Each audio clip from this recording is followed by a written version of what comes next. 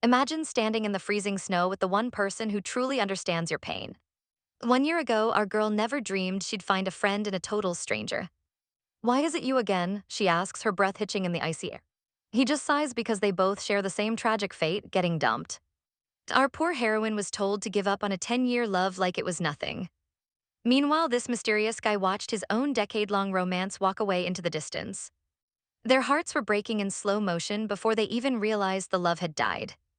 Now they're just two lonely souls counting down the days until they can finally move on. But wait, life has a funny way of throwing these two together in the spotlight.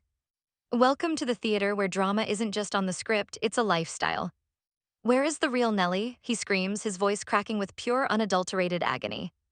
He looks like his entire world just shattered into a million jagged pieces. A spear pierces through the air, bringing this tragic performance to a bloody climax. As the curtains fall, the audience is left breathless by the raw emotion on display. How did they make that blood look so real? The crowd whispers in awe. But behind the scenes, the magical atmosphere vanishes faster than a paycheck. Meet Lu Yang, our savage leading lady who is currently getting her face fixed. Her co-star Kai Cheng snaps, "You didn't use any force, it looked totally fake." "I was worried you'd fall on your head and lose what little brain you have," she roars. This little nugget is a literal combat expert who is ready to throw hands. "Stop arguing and get back out there," the director screams, ending their chaotic bickering. The lights dim, the crowd claps, and it's time for the real show to begin. The crowd erupts in applause as the play ends, but not everyone is a fan. Critics complain the theater is going downhill, but the fangirls only care about one man, Kai Cheng. Our girl watches the chaos from the sidelines, her face twisted in pure jealousy. Back in the dressing room, our poor heroine lets out a heavy, soul-crushing sigh. "I've done so many roles, yet I'm still stuck in the background," she laments to herself. Acting alongside a superstar like Kai Cheng is nothing but a giant, pulsating headache for her. Suddenly, the man himself walks in, looking colder than an Arctic breeze. She immediately gets defensive, snapping that they clearly have a major problem with each other. We flash back to the big awards night where everyone expected Kai Cheng to take the crown. He waited for his name to be called, but the big prize slipped through his fingers. People whispered that he was still too young and would have to try again next year. The internet wasn't kind either, with trolls calling him worthless sand instead of a real gem. He stared into the mirror, fire in his eyes, vowing to prove every single hater wrong. Back in the present, he checks his phone as a call from Darling lights up the screen. Who could this mysterious person be, and why is he looking so incredibly intense? Night falls over the city, setting the stage for some serious late-night drama. The local restaurant is buzzing, but the real tea is about to be spilled inside. Our girl is out with friends who are dying to know if she was actually his classmate. They grill her about the rumors of his childhood girlfriend while she distractedly solves a cube. She remembers him on the phone once, sounding desperate and asking if his love had faded. He looked totally heartbroken, a side of the evil king that nobody else ever sees.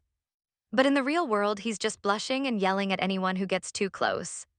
Suddenly, a loud slam echoes through the restaurant, making everyone jump out of their skins. Our girl and her friends freeze, realizing they've walked straight into a relationship battlefield. A woman at the next table coldly declares that she needs to take a break. Her boyfriend is devastated, asking if she's really trying to break up with him. She doesn't look back, telling him to stop following her as she storms out. Our girl watches the whole scene play out like she's got a front row seat to a drama. The group awkwardly goes back to their ice cream, trying to pretend they didn't see that. Then it hits them, the guy who just got dumped is none other than Kai Cheng himself. Little do they know, a hidden camera is capturing every embarrassing second of this public breakup. The friends can't help but cackle, calling this the ultimate hit of karma for the actor. They joke about swooping in now that he's single, making our girl burst into laughter. She's having the time of her life until her friend suddenly points toward the window. "Wait, isn't that your boyfriend Zhuang Cheng over there?" her friend asks, pointing outside. Our girl's smile vanishes as she spots her boyfriend being way too cozy with another woman. Zhuang Cheng is laying down the law, telling his persistent admirer that his heart belongs to Lu Yang. He's done wasting time, but the girl isn't ready to let go of her right to fight. Suddenly, he senses someone watching and looks up in surprise. The rejected girl walks away in a huff, but Zhuang Cheng isn't backing down. He lets out a massive sigh of relief once she's finally out of sight. But his peace is short-lived because our girl comes charging down the stairs like a heat-seeking missile. Zhuang Cheng tries to put on his best innocent boyfriend face. Our heroine isn't having it, screaming about what the hell is going on. He quickly explains they just walked together for a few minutes after work. Our girl responds with a glare so sharp it could cut diamonds. He insists they are in different departments and he already rejected her. He even promises to treat the girl like a ghost from now on. Our heroine isn't totally convinced and keeps huffing with pure jealousy. Zhuang Cheng knows the way to her heart and offers to buy her some cake. Our girl's anger evaporates instantly as she transforms into a total chibai. She tackles him with a flying hug, claiming him as her exclusive property. I want a strawberry cake, she demands while basically climbing him like a tree. He laughs and agrees to her sweet demands without a second thought. She realizes her jealousy was a bit intense and vows never to laugh at others again. They wave a final goodbye to their friends as they head off for their date. Back at home, she greets her dad, who's been waiting outside for her. Dad teases Zhuang Cheng for always hanging around for his daughter. He's even prepared a late-night snack because he's the ultimate supportive parent. Zhuang Cheng waves goodbye, promising to call her the moment he gets home. Our girl gives him a cute okay sign, feeling like the luckiest woman alive. The next morning, the sun rises over the city for a brand new day. Our heroine wakes up only to see her parents being disgustingly sweet in the kitchen. She feels like a total third wheel in her own house and sighs. Meanwhile, the internet is exploding over a massive scandal involving a popular actor. A furious manager is screaming her lungs out at the love-struck actor, Kai Cheng. He's completely unbothered, focusing entirely on his mobile game while she rants. She's losing her mind because his rival just snatched a major movie role. He's being selfish and whimsical, putting the entire company's survival at risk. In a different setting, a girl named Quan Jian is introducing herself with a polite smile. She looks absolutely radiant, practically glowing with an idol-like aura. Another girl, Kam Sa Ham, nervously shares that she's a fashion design major. Kai Cheng just sits there looking like a dark cloud, completely ignoring the social cues. An awkward silence fills the air, making the poor girl sweat bullets. She tries to break the tension by starting to tell the truth. But the pressure is clearly getting to her as she looks incredibly nervous. The manager asks if he's finally made his decision. The assistant thinks it's a joke, but Kai Cheng is dead serious. He knows the company only cares about profit and he's done being their pawn. His assistant panics about the contract termination fees, but the star doesn't blink. A sleek black car pulls up to the theater as the scandal grows. Inside, the building is practically vibrating with the latest celebrity gossip. Everyone is whispering about the news, but they're too scared to ask him directly. Our poor heroine wonders if the star will think they're part of the problem. She tries to laugh it off, hoping he isn't that petty.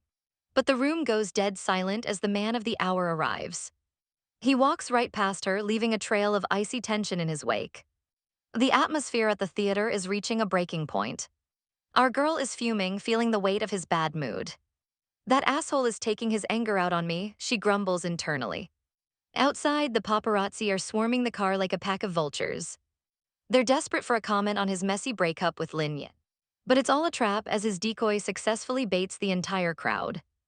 Kai Cheng gets the signal over his headset and prepares to vanish. He ditches the fame for a moment and hops on his skateboard. He needs to clear his head, so he heads toward the private pool.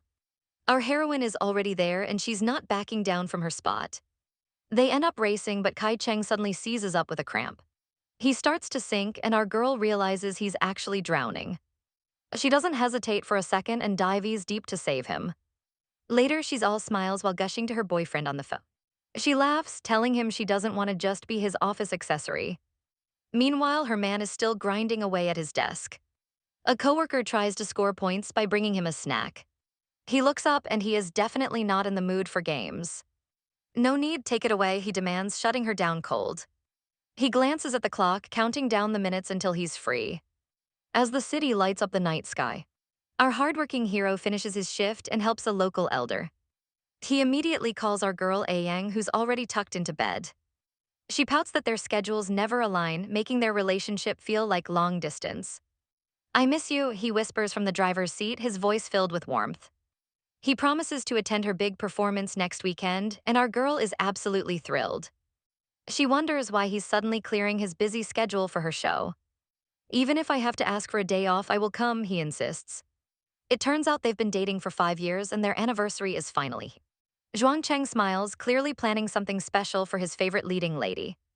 The big night arrives at the local theater, but the play is a total tearjerker. On stage, the characters scream at a lonely red wolf, calling her a weirdo. Only foxes are red, you're a fox, they jeer, surrounding our poor heroine. She collapses in tears, perfectly capturing the pain of being an outcast. The scene shifts to a memory of children playing happily in the sun. They laugh and run, oblivious to the lonely figure watching from the shadows. The red wolf girl whispers how nice it must be to belong. She ends her performance alone in the freezing snow, leaving the audience breathless. As the curtains close on the theater, Zhuang Cheng is waiting outside for her. She leaps into his arms, still reeling from the heavy emotions of the play. Yang admits she struggled with the role because she's just too happy lately. I might make it even harder for you to act tragic, he teases softly. He takes her hand and leads her away to a quiet spot behind the building. Hold this, he says, handing her a single glowing sparkler. They stand together in the dark, the small flame flickering between them. Suddenly, a massive burst of light catches her completely off guard. Sparklers begin to hiss and crackle, forming giant letters in the night sky. Her jaw drops as she reads the glowing message, "Marry me." Our girl is stunned to see the whole crew waiting with sparklers. Even the theater director and the brooding Kai Cheng haven't left yet. Aang stands frozen as the crowd surrounds her with glowing lights. Suddenly, her man drops to one knee and presents a sparkling ring. I want to spend the rest of my life with you, he declares. With a massive grin, she screams, "Of course I do," to the world. He slides the ring onto her finger as the group erupts in cheers. The night sky is filled with the magic of their celebration. They share a passionate kiss, but our girl is worried about fire safety. He laughs, explaining these are just cold fireworks that won't burn anything. He promises that being married means they'll never have to be apart again. So do you want to move in tonight? He asks with a smirk. Our girl is left breathless by his sudden and bold request. He offers to treat the whole gang to a victory feast. But Kai Cheng isn't in the mood and decides to head home early. The rest of the group heads to the night market for some barbecue. Kai Cheng walks away looking like the main character of a sad song. Back at his place, he stares intensely at his phone in the dark.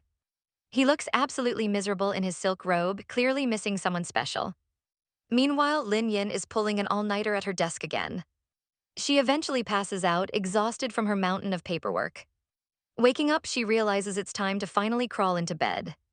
That's when she notices a missed call from the one and only Kai Cheng.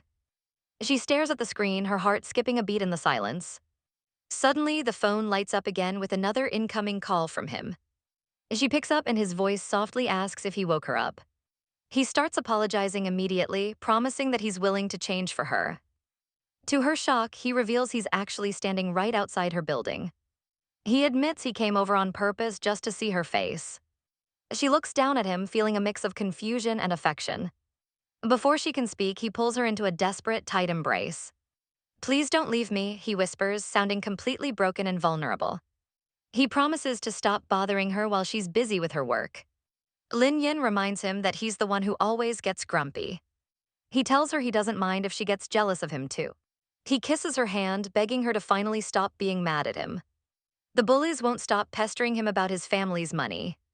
He's finally had enough and snaps, throwing a heavy punch. His father grovels on the phone, apologizing for his damn kid. Kai Cheng just sits there in silence, feeling completely dead inside.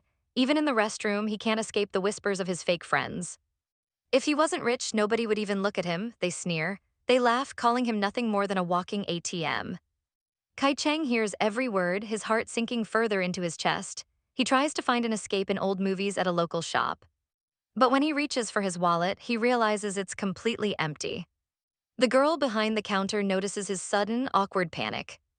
Our boy turns bright red, wishing the floor would just swallow him.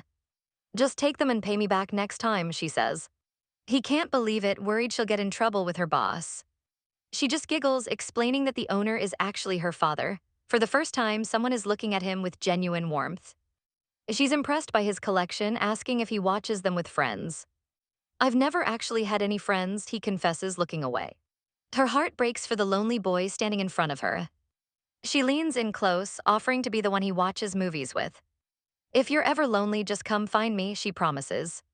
Back in the present, he stares at the ceiling, lost in those memories. He checks his messages, seeing more excuses about work from his partner. He reaches out to touch his old collection, but it's covered in dust. Suddenly, a notification pops up, and it's a cold contract termination notice. Dad is throwing a total temper tantrum while the ladies watch. Mom decides it's time for a serious talk and drags her away. Our girl insists she's peaceful, but we all know that's a total lie. Mom warns her to drop the stubborn attitude for her new life. The big day arrives and they finally head off to their new home. She's practically vibrating with joy while clinging to her handsome fiancé. A romantic candlelit dinner under the stars is exactly what they needed. Let's watch a movie at home tonight, she suggests with a sweet smile. He looks at her with that smoldering gaze and simply says, all right. They settle onto the couch for some much-needed quality time together. The movie on screen is getting steamy and the vibe is perfect. He leans in close and the tension is absolutely off the charts. Suddenly her phone starts buzzing and she jumps up to answer it. Good evening, President Jin, she says, completely ignoring her frustrated man. He sits there in the shadows, looking like a totally dejected pup. He clenches his fist in pure annoyance as the mood is ruined. Kai Cheng looks absolutely devastated as the silence between them grows heavy. He reaches out and turns the movie off, ending their awkward date night. Hey, why did you stop the movie? Our girl asks, feeling the tension. He sighs, complaining that it's been so long the DVD is literally covered in dust. Our heroine stares at him, realizing their relationship is hitting a major breaking point. She asks what his work truly means to him, and he admits it's his life support. They sit in a cold blue silence, unable to find any middle ground. You're the one I like, she whispers, trying to soften the blow. He looks at her with burning eyes, asking why she won't just rely on him. She explains that she needs her own security and won't just depend on a man. Meanwhile, his assistant warns him that terminating his contract will leave him totally broke. Kai Cheng leans in close, asking if she truly thinks he's that unreliable. Our girl can only look away, her heart breaking for the choice he's making. He grabs her hand and promises to prove he's a man she can trust. With that, he storms out of the room, leaving her alone in the dark. Our poor heroine finally lets out a breath, completely exhausted by all this drama. The next morning, the news explodes with headlines about Kai Cheng's massive career scandal. The internet is in a total frenzy, debating whether he's a hero or just an ingrate. Our girl calls him, ready to tell him they just don't suit each other. But Kai Cheng is at his limit, begging her for just a little more time. A red-haired girl watches from the stairs, wondering if the big star is getting dumped. She tries to interrupt his call, but he's way too busy being a mess. If you love me, don't give up on me, he screams into the phone. The redhead decides it's probably safer to just back away slowly for now. She watches from a distance, feeling like she's witnessing a total mental breakdown. Kai Cheng turns around, his face flushed red and his eyes filled with tears. The redhead is stunned, thinking this demon actor is actually kind of adorable. She can't believe such a tough guy would actually cry over a girl. Suddenly, he corners her against the wall, his voice dripping with a deadly threat. If you tell anyone you saw me like this, you're dead, he growls. She explains that the chaotic duo fought again today, just like last time. Her man pulls her close, warning her about the dangers of karmic punishment.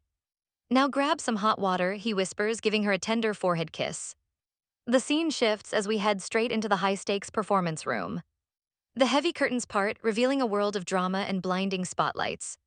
On stage, Kai Cheng is absolutely killing it with a sword in his hand. The tension is palpable as the actors clash in a deadly scripted dance. Backstage, our main guy watches the intense scene unfold from the shadows. He turns away silently, seemingly unimpressed by the theatrical display of violence. Outside the Grand Theater, the atmosphere is thick with rumors and unspoken tension. Our girl decides she's had enough drama for one day and heads out. Kai Cheng stands tall, looking like a total heartbreaker while preparing for his next audition. Meanwhile, the side characters are absolutely fed up with the endless, petty backstage gossip. The little assistant is fuming and ready to throw hands with the gossiping staff. Lin Yin stops her because they have a big client waiting in the conference room.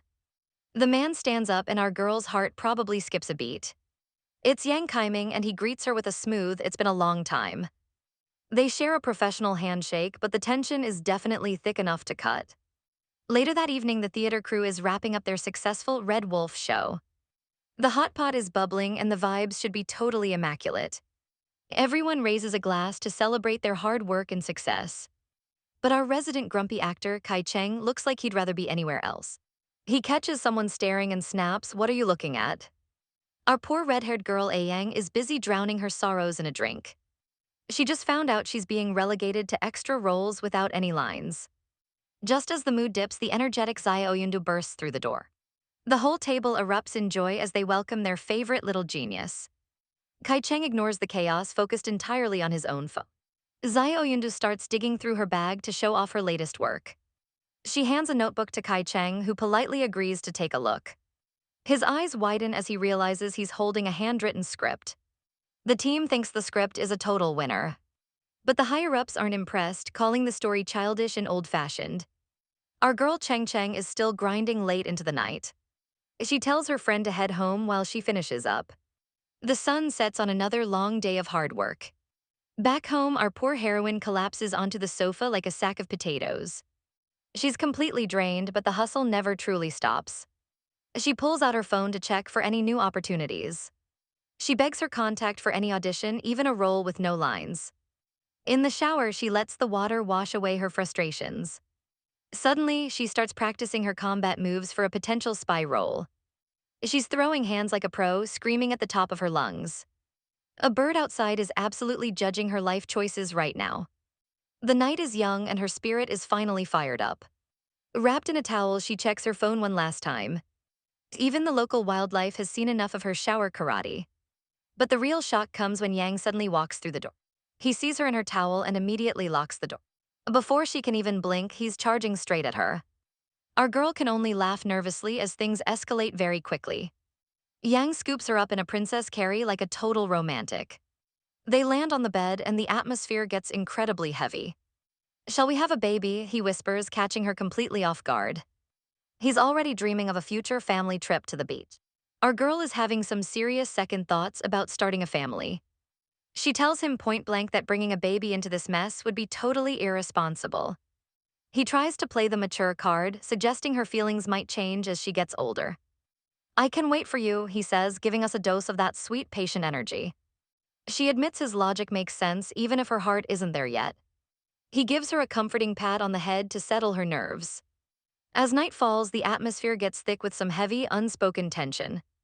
They lie together in silence, but the air in the room feels suffocating. Zhuang Cheng stares into the dark, clearly lost in his own complicated thoughts. He eventually slips out of bed to clear his head on the balcony. He looks out at the city, looking every bit the brooding male led. Our girl sneaks up and wraps her arms around him, seeking some reassurance. "Are you going to leave me?" she whispers, her voice trembling with fear. He pulls her close and promises he isn't going anywhere tonight. The next day, we switch gears to the high-stakes world of show business. Kai Cheng is on set, looking like a total snack in his historical costume. He's picky as ever, tossing aside every script that doesn't meet his standards. His assistant warns him that their company is small and the funds are low. They discuss a script about a violent man who is controlled by a woman.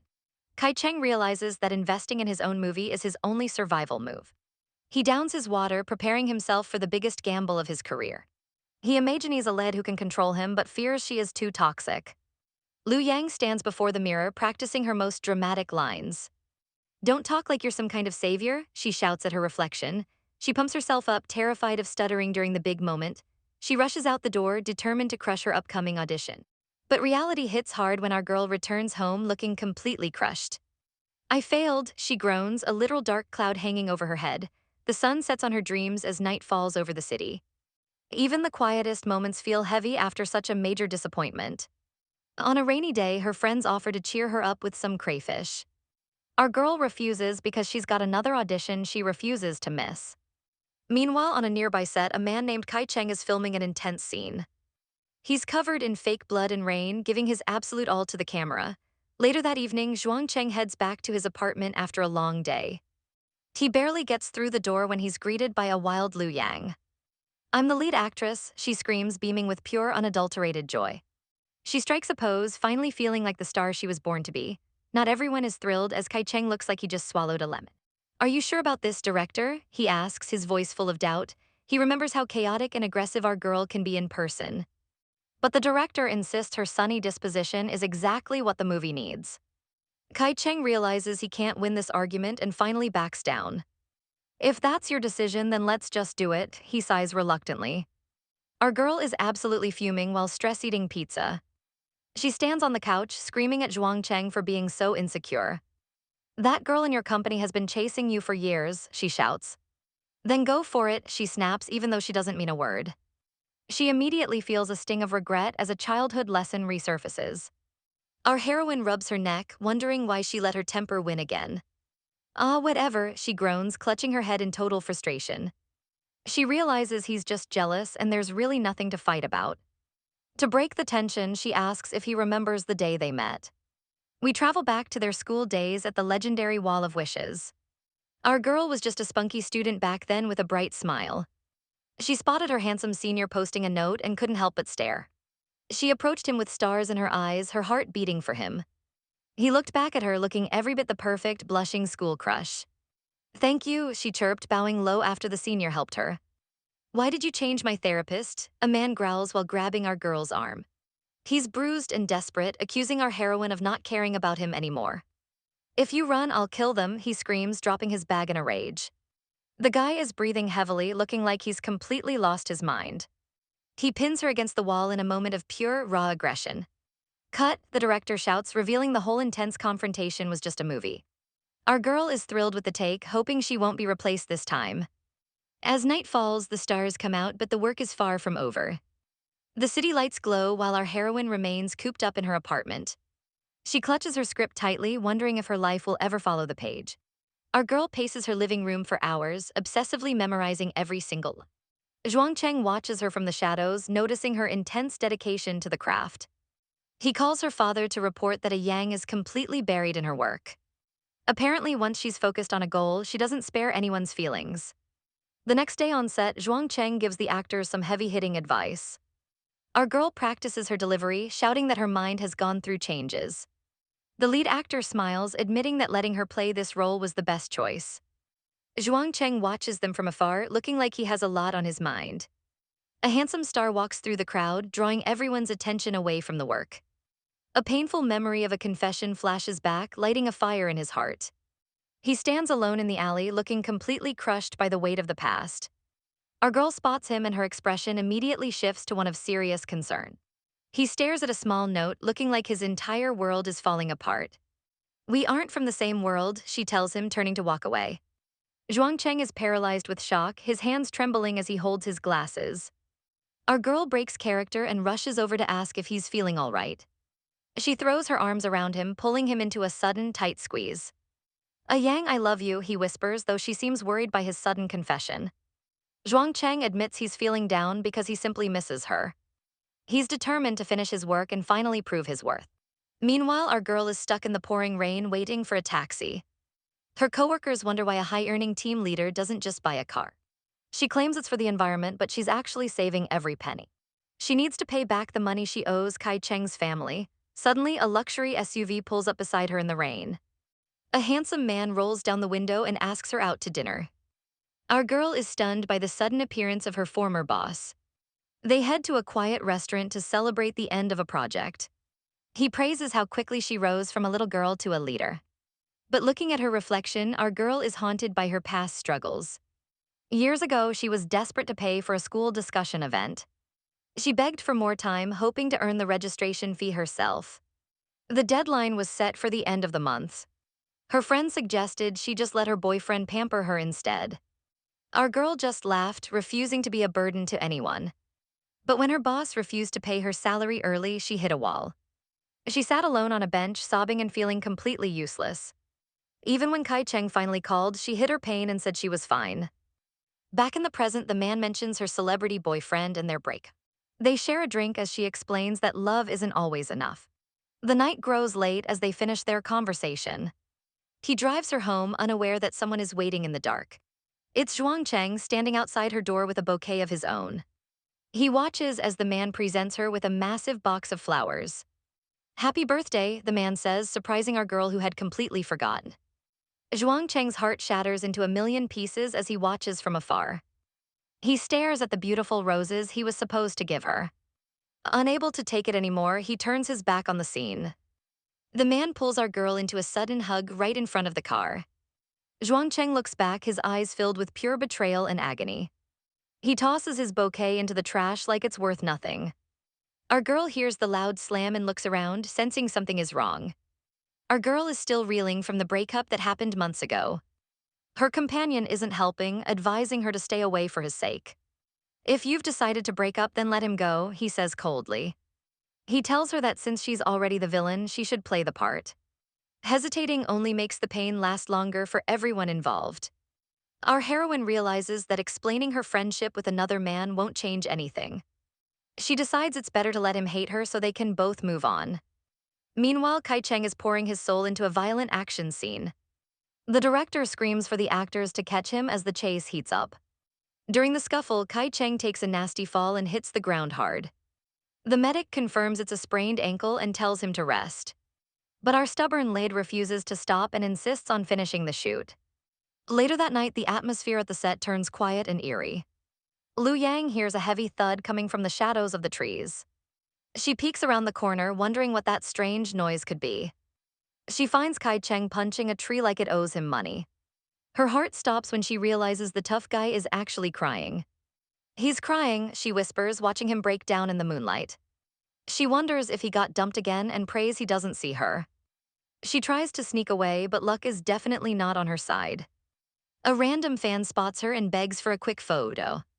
Liu Yang puts on her best fake smile, dying of embarrassment inside. The fan suddenly notices a figure in the trees and asks if it's Kai Cheng. Liu Yang panics and drags the fan away before the secret is out. Poor Kai Cheng is left alone to wallow in his silent misery. The crew heads out for drinks, but Kai Cheng sticks to juice. Liu Yang, on the other hand, is busy chugging wine like a pro. She ignores the warnings that she's a total lightweight when it comes to booze. After a few more cups, she's feeling absolutely great and ready for more. She starts babbling to Kai Cheng, who just stares at her in total annoyance. Soon the entire table is a mess of passed-out directors and empty bottles. Since Liu Yang is completely wasted, Kai Cheng is stuck playing the chauffeur. He hoists her up, wondering how she managed to get this drunk so fast. Back at the apartment, a man is shocked to find his mother at the door. Just then, Kai Cheng arrives with the unconscious Liu Yang draped over his shoulder. Zheng Cheng sleeps soundly while tightly clutching our girl's hand in the dark. He whispers her name, completely unaware of the distance growing between them. In her mind, they are floating through a cold, empty galaxy together. She wonders why he feels a million miles away even when he's right there. Our girl wakes up the next morning with a serious case of amnesia. She downs some water, desperately trying to remember how she even got home. Breakfast comes with a side of harsh reality and a lecture from her mother.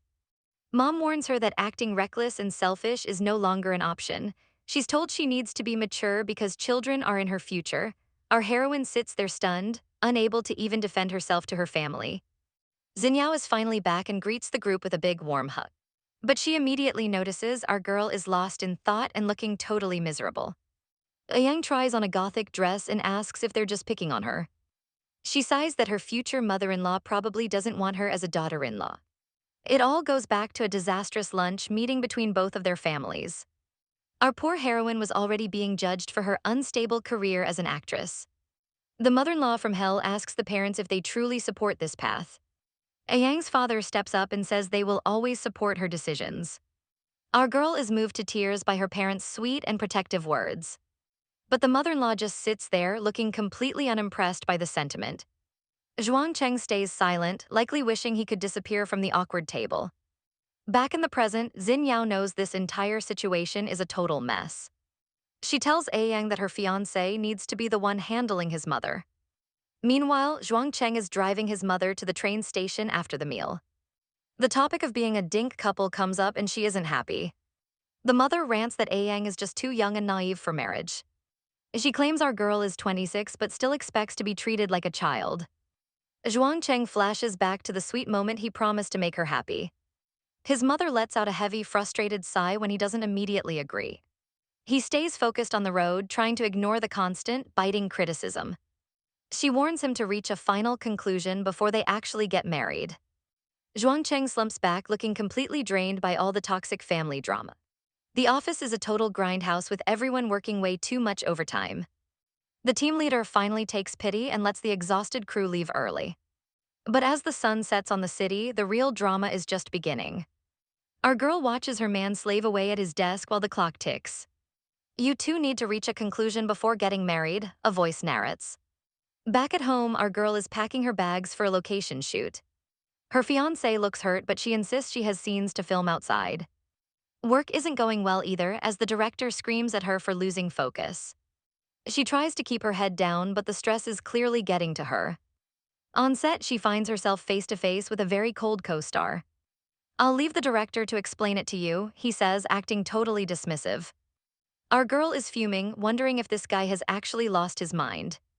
Night falls and the tension in their apartment is thick enough to cut. Zhuang Cheng drags himself through the door looking like he's aged 10 years. Our girl is waiting for him, but the atmosphere is anything but romantic. "You're home," she whispers as they stand in the middle of the room. The silence between them is deafening as they finally sit on the couch. Suddenly, he drops a bombshell, saying he's been thinking a lot about children. He claims he can accept the situation and will even handle his mother. "I will spend the rest of my life with you," he promises. Our girl is moved to tears, thinking she finally has his full support. She throws her arms around him, calling him the greatest man alive. But then he whispers the one thing she never wanted to hear. "Won't you stop acting?" he asks, shattering her heart into a million pieces. She pulls back in total shock, asking him why he would say that. He questions her future, wondering if she can even get gigs long-term. He admits he's been waiting for her to give up this entire time. "Anyone else can say I can't do it, but not you," she cries. She knows she isn't a genius, but her love for the craft is real. She screams that she's working hard, but he just isn't buying it. "Even Kai Cheng recognized my acting," she yells, trying to defend herself. That name makes him snap, his face twisting into a mask of pure jealousy. He rants that he hates Kai Cheng and hates being second to her career. Finally, he delivers the ultimate blow: "Me or acting, pick one." Our girl can't take it anymore and slams the door on her way out. Zhuang Cheng stands in the silence, his heart sinking into his expensive shoes. "You get what's coming to you," he mutters, finally breaking under the pressure. He stares at the empty hallway, knowing his perfect life is officially over. Aang sits alone on the bus, watching the city lights blur into streaks. The pain is a heavy weight, and she can't stop the tears from falling. She remembers when they were happy and his kiss felt like a promise. Suddenly, her phone vibrates with an incoming call from the man she's fleeing. "Where did you go?" he texts, but she just hangs up and sobs. Cheng lets out a shaky breath, staring at the glowing screen in total despair. He stands alone in the cold night after she tells him she's leaving. Everyone always praised him for being perfect, but he feels like a disaster. His friend can't believe the golden boy is finally losing his cool over. "Being perfect isn't easy," his buddy says, sliding a drink across the table. Our girl's sad face haunts his thoughts as he stares into his glass. Cheng can only lean against the bar, his world crumbling into tiny pieces. He remembers the red bird he kept in a cage when he was little. "We are friends now," he had whispered, desperate for something to call his. But when the bird tried to fly, he trapped it behind the curtains. His mother warned him that some things aren't meant to be kept captive. One afternoon, he rushed home from school, eager to see his little friend. His heart stopped when he found the bird lifeless at the bottom. He realized his selfish love was actually a prison that killed his pet. The poor boy sobbed on the floor, learning a lesson he'd never forget. The night sky offers no comfort as the hours tick slowly by. Under the crescent moon, her friend asks what she plans to do next. Ayang lies in the dark, admitting she has no answers left to give. The lights go out, but the silence only makes her thoughts much louder. She stares at the ceiling, feeling the heavy weight of a broken heart. "I can't fall asleep," she groans, tossing and turning in the lonely bed. Her heart drops when she sees it's actually Zhuang Cheng's birthday today. A guard opens the heavy gate and tells the prisoner he's finally free. A red-haired girl is waiting right outside with a warm, welcoming smile. Suddenly, the director yells cut, and the entire emotional scene ends. Liu Yang bows deeply, apologizing for skipping the cast's celebratory dinner. Her co-star can only watch as she rushes off to her private life. Sitting in a taxi, she watches the city lights blur past the window. She thinks back to the sweet moments she shared with Zhuang Cheng. "If you wanna eat the cake, just do it," she had teased him. Recalling his adorable, blushing face makes her heart flutter with genuine affection. However, the guilt of running away from home yesterday starts to sink in. Her phone suddenly buzzes with an urgent call from her friend Ziohu. He explains that some dangerous thugs showed up at the restaurant looking for trouble. A jealous woman smashed a vase over Kingru's head, knocking her out cold. Xin Yao lost it and started a massive brawl with them, he yells frantically. Our girl's heart drops as she realizes her best friend is now under arrest. Yaoji is absolutely fuming after the brawl, swearing to wreck that woman again. Our girl jumps in, promising they'll take her down together as they rush to the hospital. They sprint into the lobby, where their friend reveals that Kingru is finally awake. But there's a catch: that mysterious older man is already by her side. Inside the room, the man is acting all tender, blaming himself for her injuries. Yaoji bursts in, her eyes scanning her battered friend for any signs of permanent damage. She immediately grabs the man by his collar, demanding to know what he's playing at. Xinyao weakly begs her to stop and just let him go. Yaoji backs off with a frustrated sigh, unable to believe her friend is still protecting him. Xinyao looks away, her heart heavy with a choice no one else can understand. Our girl watches the drama unfold, feeling the suffocating tension in the hospital air. Meanwhile, Zhuangcheng stands outside a bakery, looking like he has the weight of the world on his shoulders. He steps inside and quietly orders a coffee to numb the stress. The place is packed to the gills, leaving him standing awkwardly with nowhere to sit. A lonely woman at a nearby table notices him and offers up the empty seat. She's sitting there alone with a single dessert, looking like the definition of misery. He spots the birthday decorations above her and realizes she's celebrating all by herself. A wave of pity hits him as he stares at the empty space across from her. He gives a small nod, deciding to stay and keep her company. "Happy birthday," he says softly, making the atmosphere even more bittersweet. The woman freezes, her eyes widening as if she can't believe a stranger actually cares. They sit in silence, two lonely souls sharing a moment under the soft glow of the cafe. Our girl finally makes it to the bakery, checking her watch and hoping she's not too late. But as she looks through the glass, her heart drops into her stomach. Zhuangcheng sits alone in the dim cafe, picking at a slice of cake.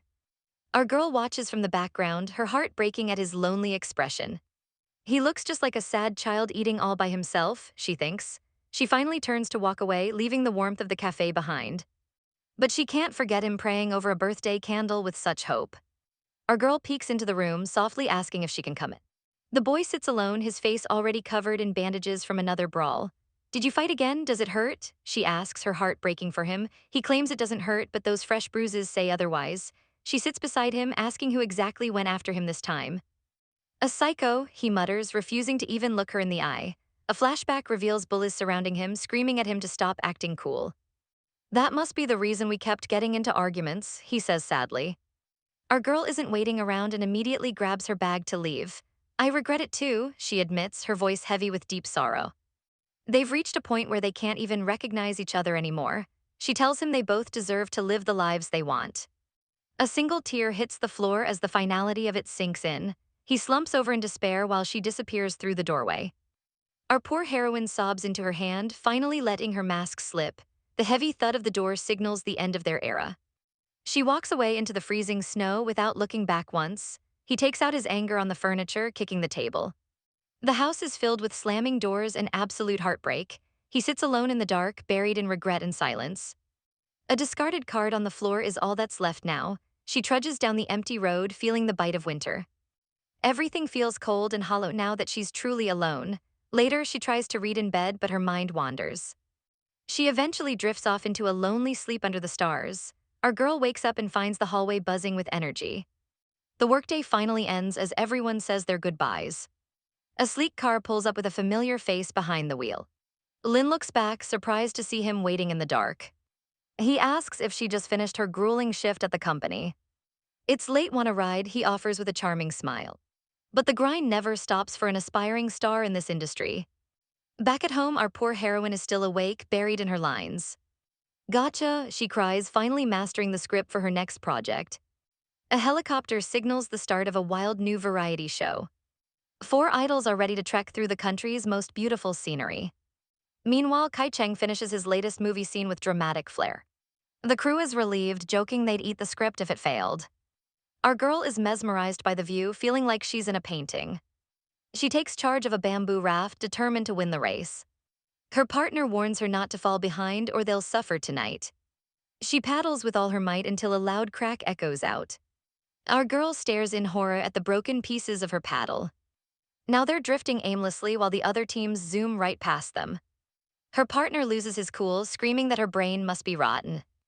The camera crew panics, begging him to stay in his gentle character. "Remember, you're a gentle, attentive, and depressed prince," they hiss. He forces a terrifyingly fake smile and tells her to watch the scenery. She tries to help, but he snaps again as the raft wobbles. Go back, he roars before remembering the millions of viewers watching. The rest of the group ignores the drama and starts singing songs. Unfortunately, their slow pace earns them a disgusting punishment from the host. Tonight's dinner is a lovely platter of moving insect larvae, he chirps. While everyone else gags, our girl decides to start roasting the bugs. Wanna try? She asks, offering a skewer to her skeptical teammate. To everyone's shock, the crunchy snack is a hit with the idols. As the campfire roars, the group finally begins to relax and bond. But Kai Cheng stays far away from the light, fishing alone. Kai Cheng is wallowing in his feelings until a meat skewer suddenly invades his personal space. He screams like he's seen a ghost and tumbles backward in pure terror.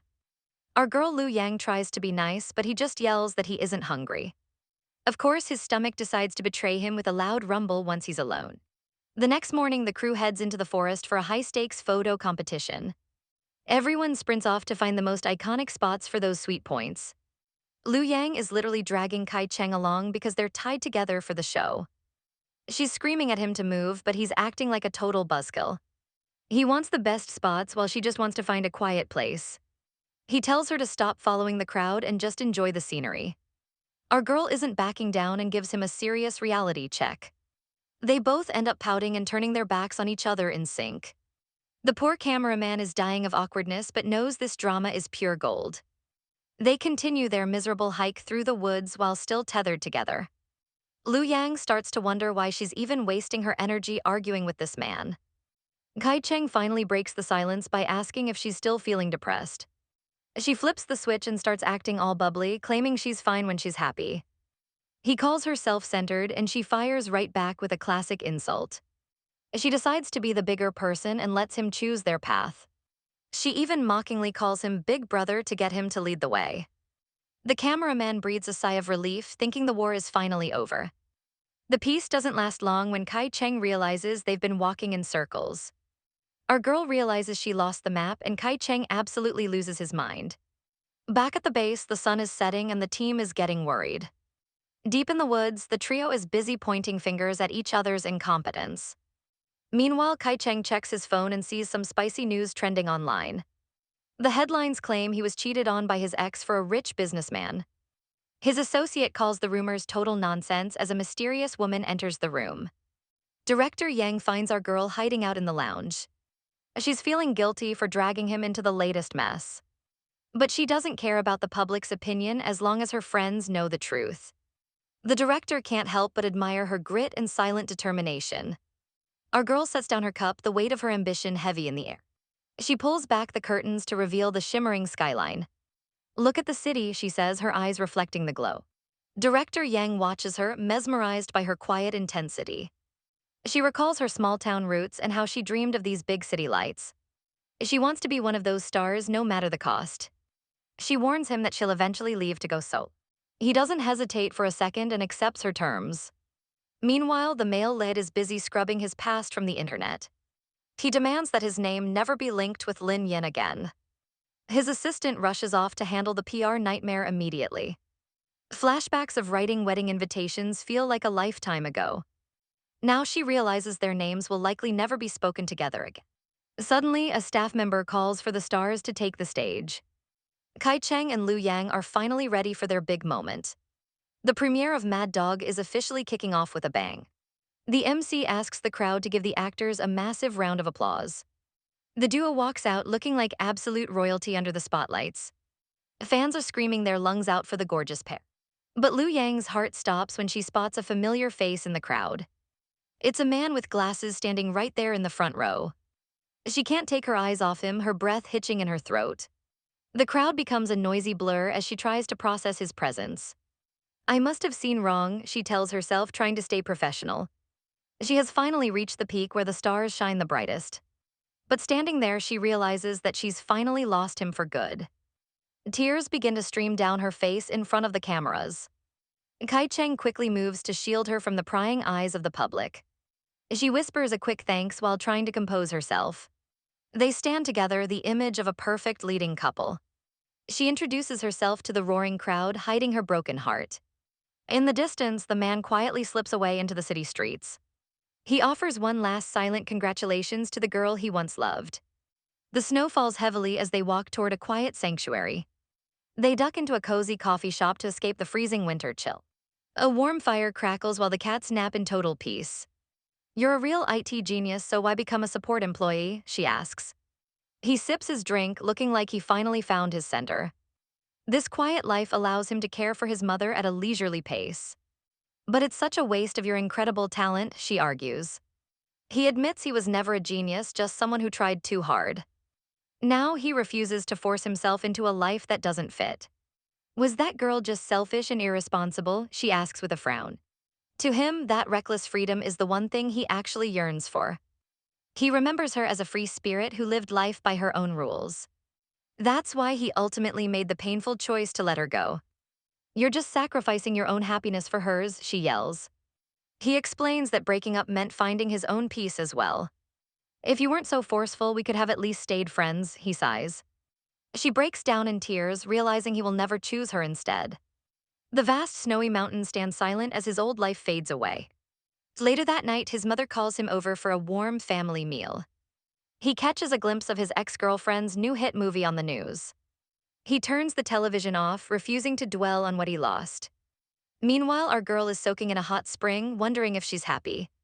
He's way too popular, which means I've got some serious competition, she admits. He hasn't married yet because he's still looking for his one and only, she continues. Our girl listens as the woman vows to be the absolute best choice he has. I know I can win against every other woman for his heart, she declares confidently. Meanwhile, a mysterious figure treks through the bitter cold of the snowy mountains. Our girl suddenly shouts to her friends that she has an urgent errand to run. Go on without me, I'll catch up with you guys later, she yells back. She finally arrives at her destination and is stunned by the breathtaking view. Wow, this place is actually really pretty, she whispers, admiring the scenery. A beautiful church sits right on the edge of a dramatic snow-covered cliff. She admits it's the perfect romantic spot for a winter wedding ceremony, but she quickly snaps out of it because she's actually here on a mission. Wait, I don't have time for this, I need to find him right now. She spots the bride and groom walking together, looking like a perfect match. Yinjai stays behind at the office while her coworkers head home for the night. Her boss watches her work, clearly impressed by her dedication to the grind. But even our hardworking heroine has her limits and eventually passes out. The boss decides to be a total gentleman and carries her to the couch. She wakes up in a daze, wondering how she ended up in his arms. Sleep for 3 more hours, he whispers while tucking her in so tenderly. Back at work, he can't help but steal glances at his favorite employee. During a company celebration, the atmosphere is loud and full of drunken laughter. Our girl slips away to the balcony to get some much-needed fresh air. He finds her there and asks if she has enough for a down payment. She's surprised he made her partner despite her dreams of going solo. He laughs it off, claiming he isn't worried about her stealing his staff. What makes you so sure? She asks, curious about his unwavering faith. He leans against the railing, his eyes fixed solely on our beautiful heroine. The two share a quiet moment away from the chaos of the party. He watches her intently, the moonlight reflecting the deep affection in his eyes. There is another reason, he says, finally dropping his professional guard. He confesses his love, admitting he's been falling for her this whole time. Our girl is absolutely speechless as her heart does a literal backflip. He waits for her answer, but the shock has her frozen in place. Actions speak louder than words as they share an incredibly romantic first kiss. You can stop here, he tells her, his gaze full of pure devotion. They embrace under the stars, knowing their lives have changed for the better.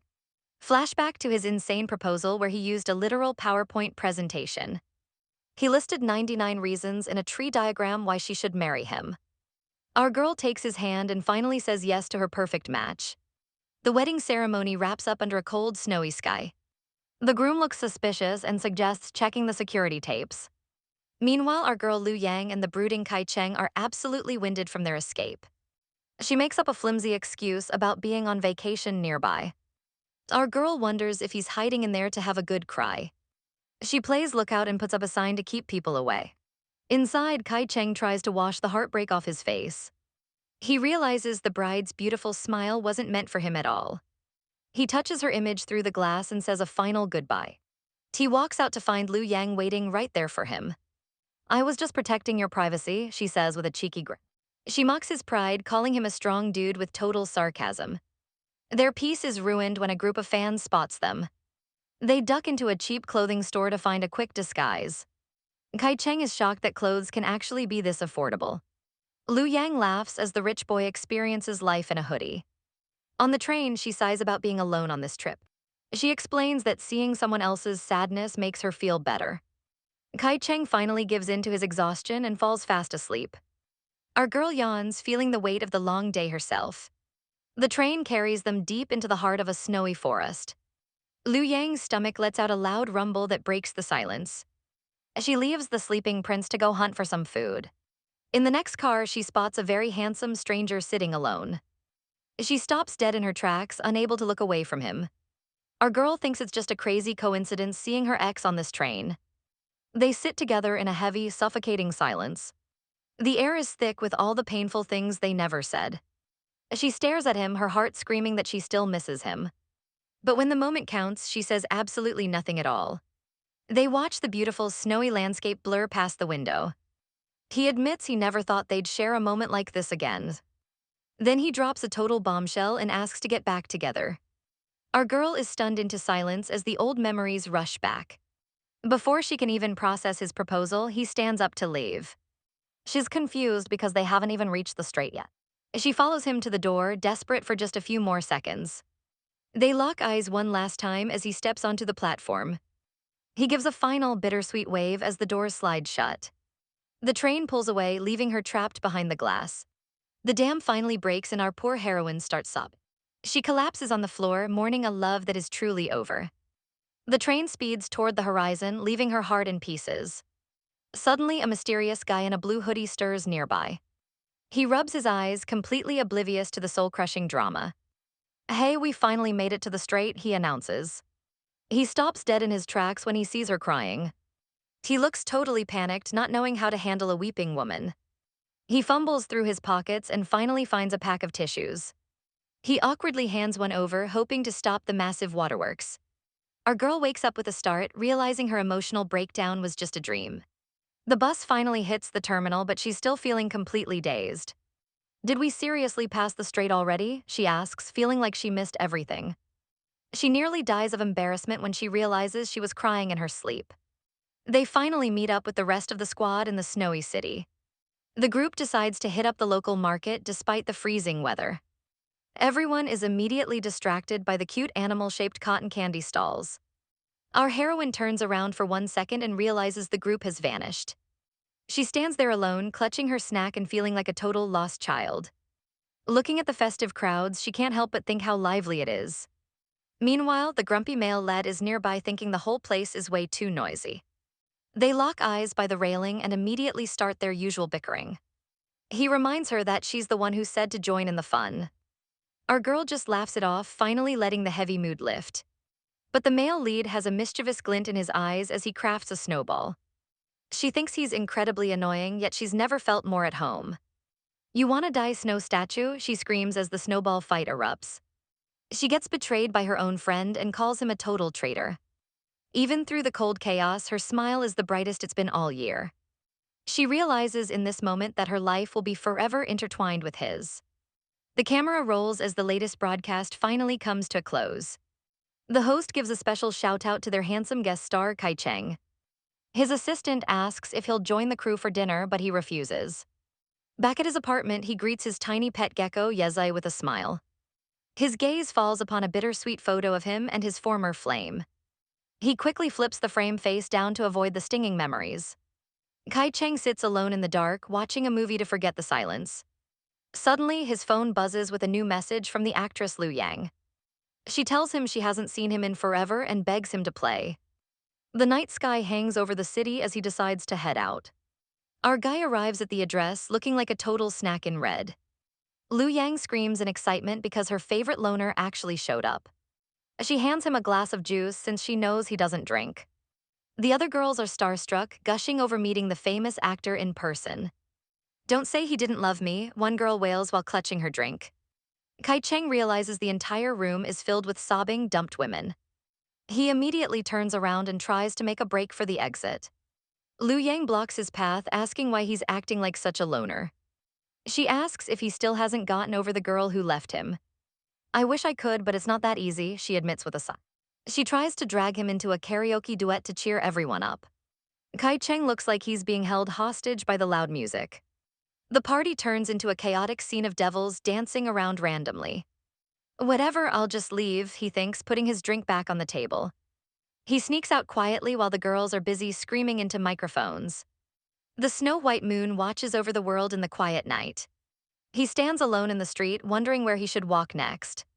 Suddenly, he hears footsteps and a familiar voice calling out to him. Liu Yang catches up and demands to know why he ditched the party. She scolds him for ignoring a girl who is clearly feeling heartbroken. Aren't you want to talk? He retorts, clearly losing his patience with her. She tells him that everyone actually wants to be his friend for once. What's wrong with being a loner? I like it, he snaps back coldly. Liu Yang is stunned and looks at him with a face of utter disbelief. Fine, be a loner, whatever, she yells, turning her back on him. She stomps off into the distance, fuming with rage at his attitude. Kai Cheng lets out a heavy sigh, finally left in the peaceful silence. He watches her figure disappear into the darkness of the empty street. We see a flashback of them splashing around in a pool together. They float on the water, feeling completely exhausted after their long day. She asks him for the fastest way to move on, but he doesn't know. He stares at her in the pool, wondering if she's finally making a move.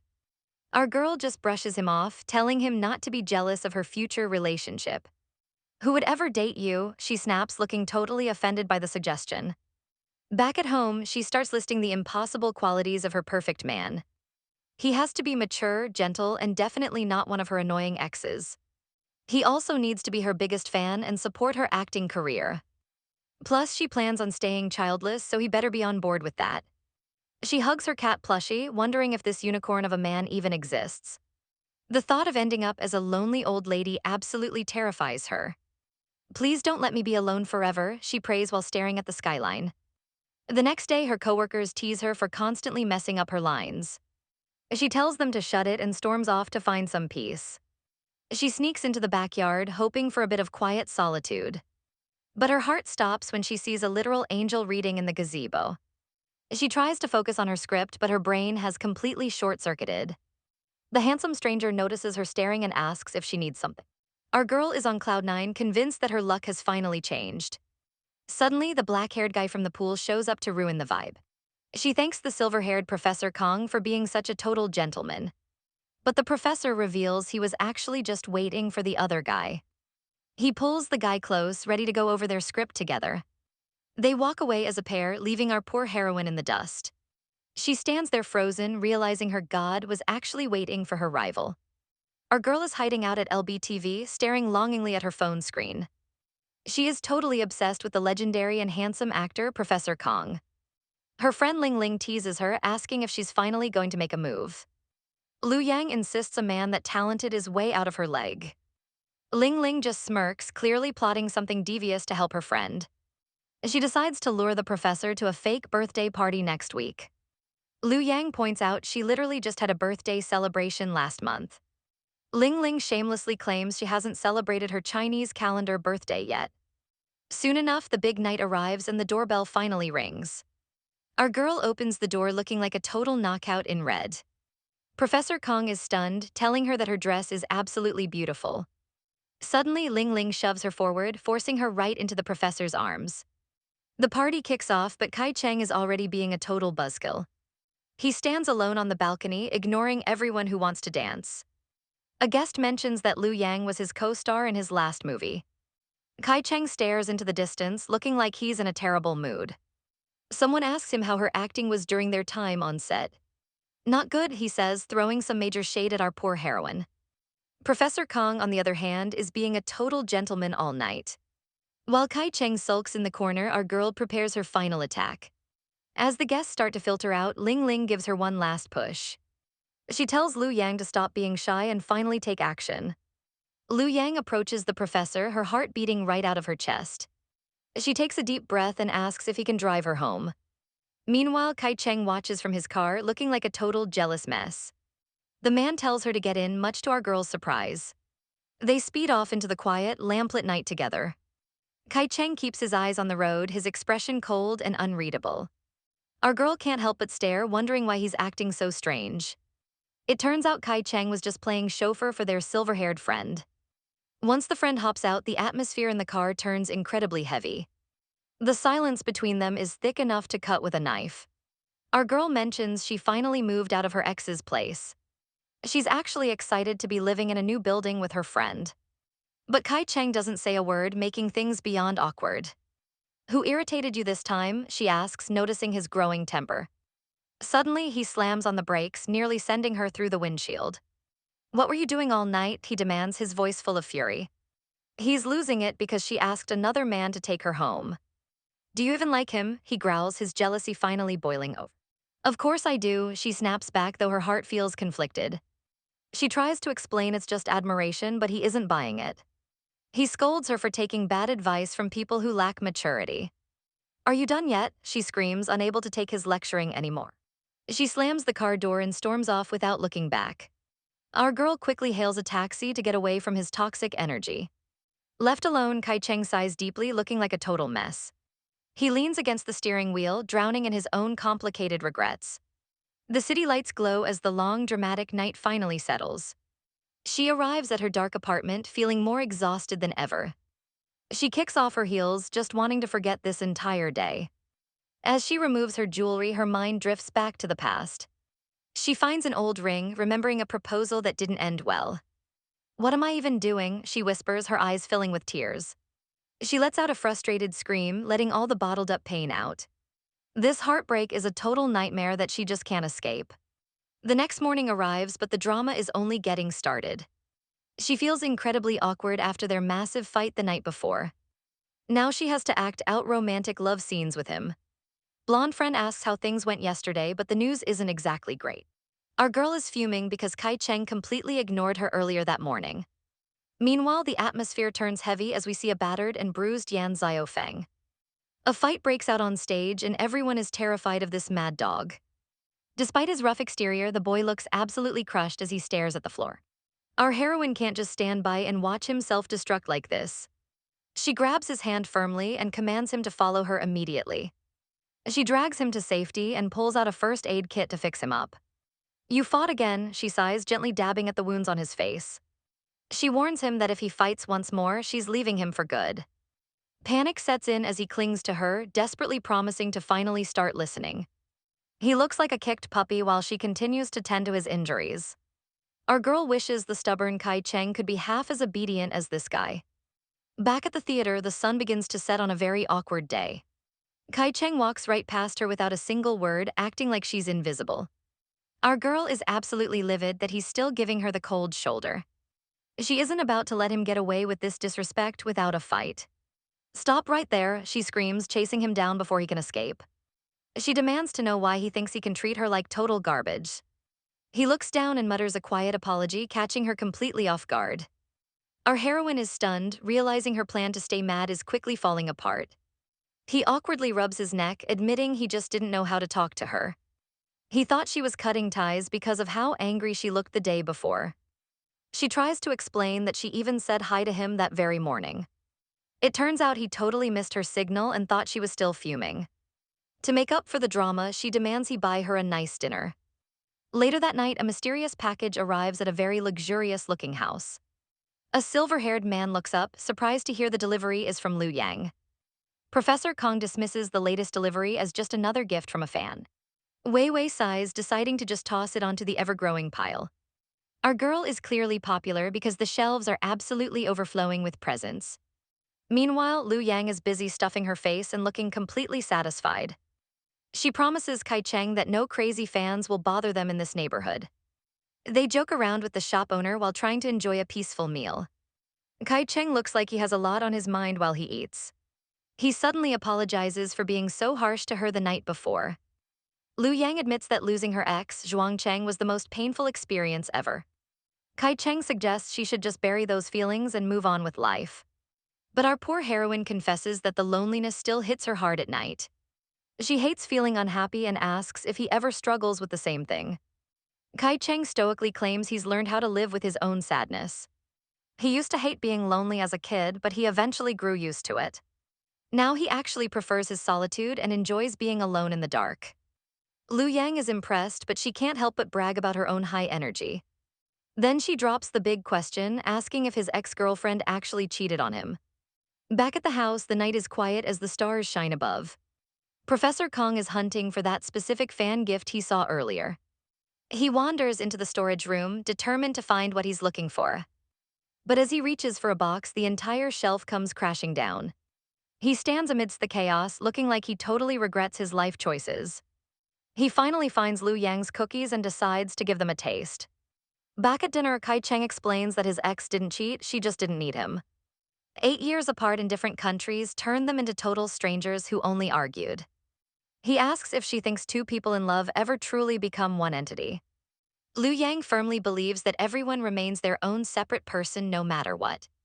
Kai Cheng argues that you don't have to break up just because you're different. They debate whether merging with someone else means losing your own identity entirely. Liu Yang calls his logic nonsense and reminds him they aren't even dating. The scene shifts to a sunny beach as the director finally calls a wrap. A beautiful blonde girl approaches Kai Cheng while he's checking his phone. She doesn't waste any time and asks, "Do you like Liu Yang?" The blonde girl isn't holding back and demands to know if he likes Liu Yang. He dismisses her immediately, telling her she's just overthinking the whole situation. Night falls over the city as our guy settles in for the evening. He's lounging in bed with his pet lizard, scrolling through his tablet to unwind. He decides to check Weibo one last time before catching some shut. Suddenly, a heart test pops up asking if he's actually in love. He starts the quiz, answering no to almost every single romantic question. When asked if he wants to get touchy-feely, he slams the no button with a vengeance. He's relieved when the results label them as just special friends. The next day, the theater crew celebrates the final performance of their latest show. Liu Yang approaches her friend to ask about their plans for the evening. But he's already checking out, claiming he can't make it to the group dinner. He drops a massive bombshell, revealing he's auditioning for a huge production. Our poor heroine is left reeling, crying over the massive gap in their careers. At the class reunion, the former students gossip about why the top stars never show up.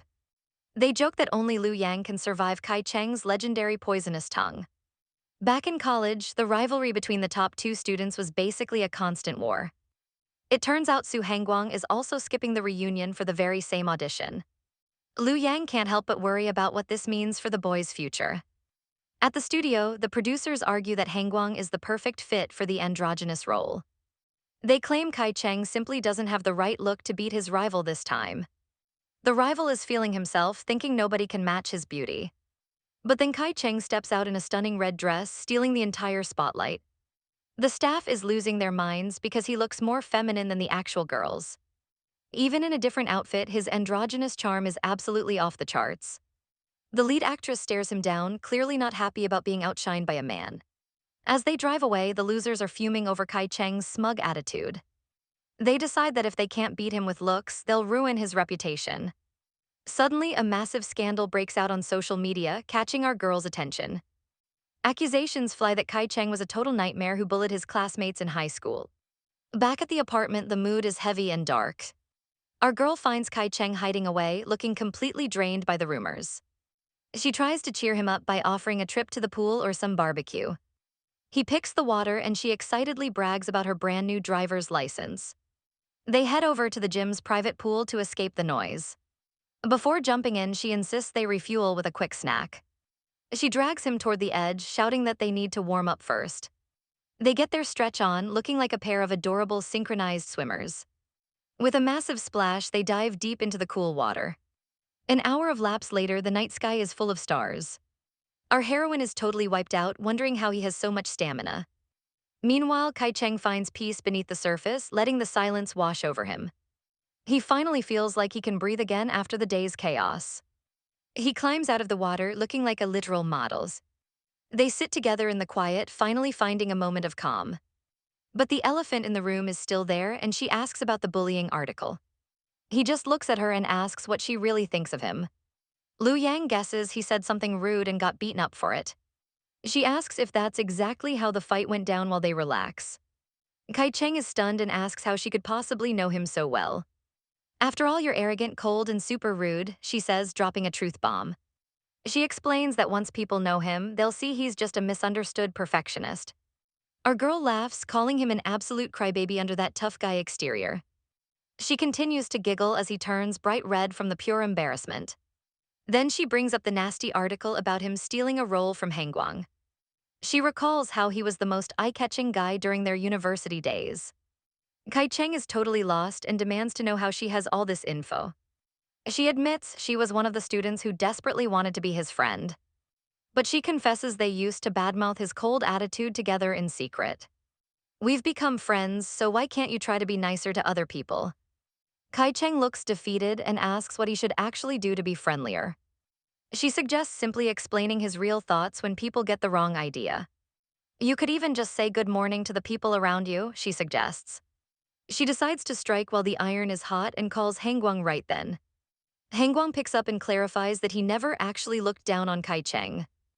He laughs that Kai Cheng was just born with a naturally haughty and scary face.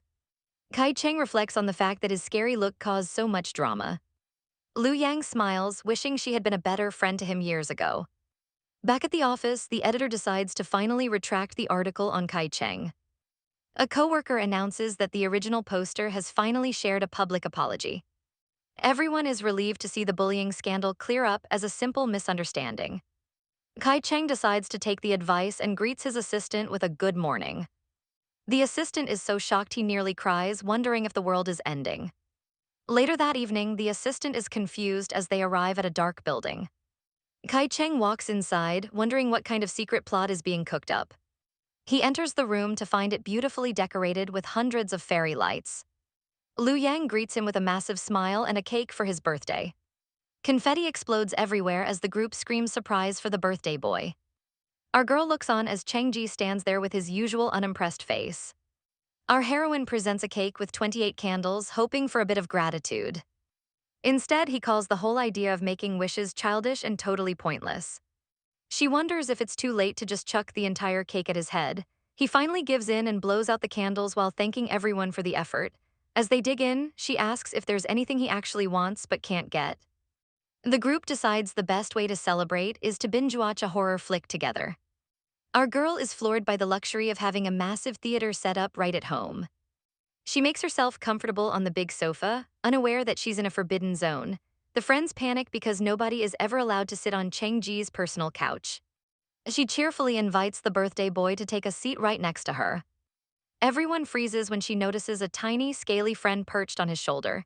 He reveals his pet is a fat-tailed gecko named Yezai, looking surprisingly cute.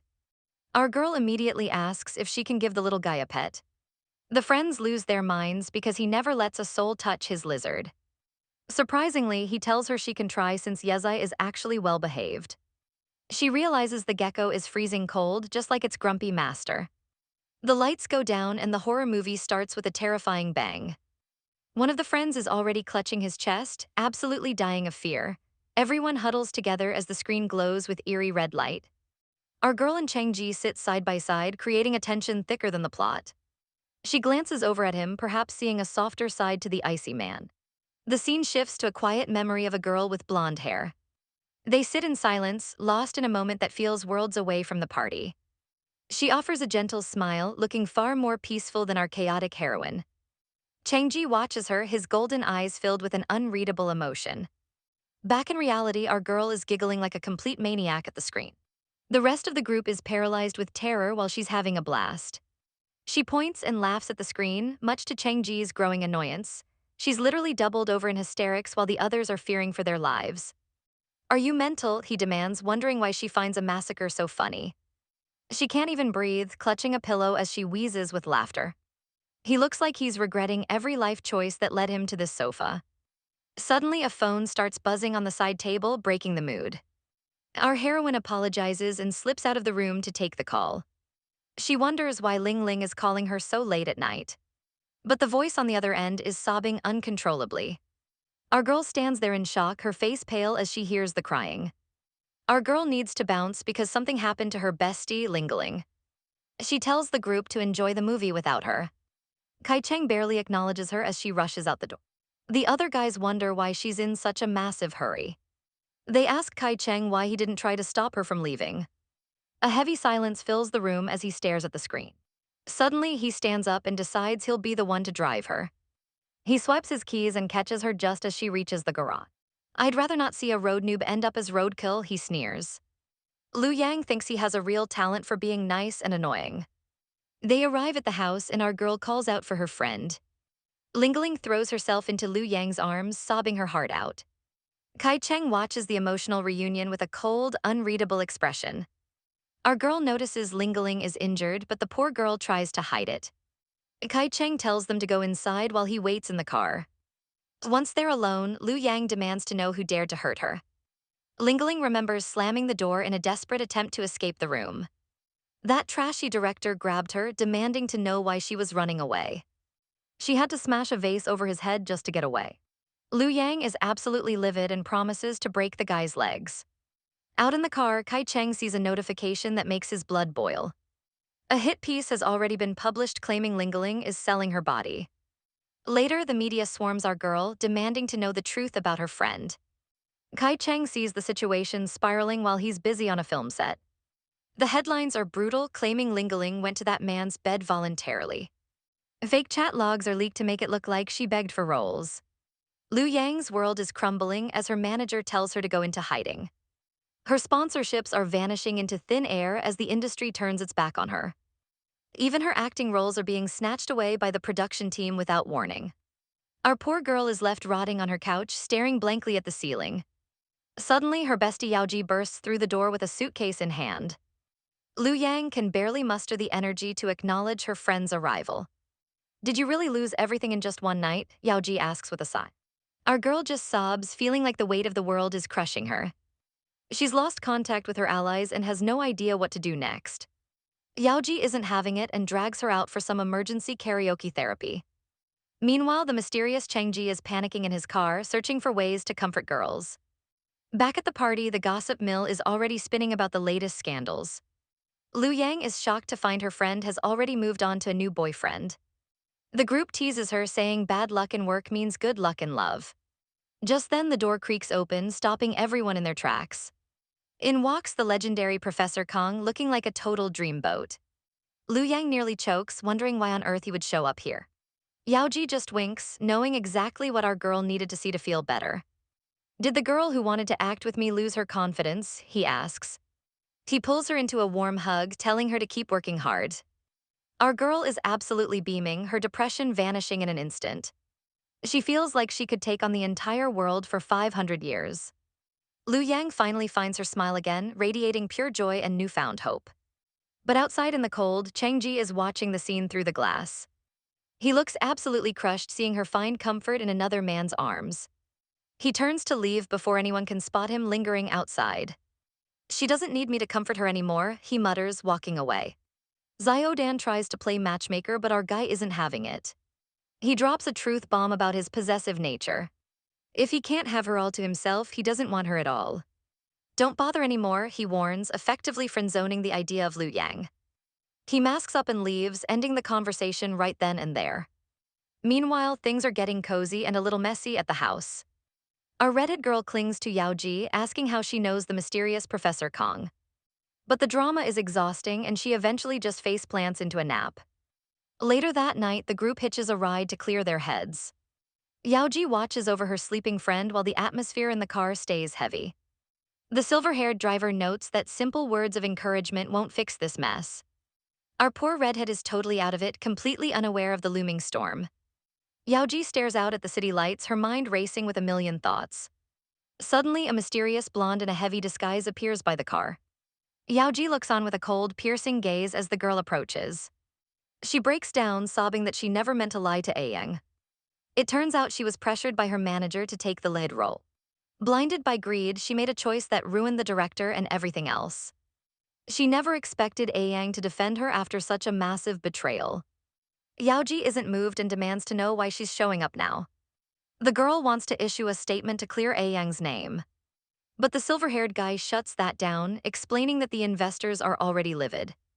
Yaoji asks the million-dollar question, how can Aang even survive in this industry now? The advice is harsh: if this place is dead, find a new one. As the visitors finally leave, our redhead girl is still lost in her dreams. Our girl is working hard at the gym, but she knows exactly what's up.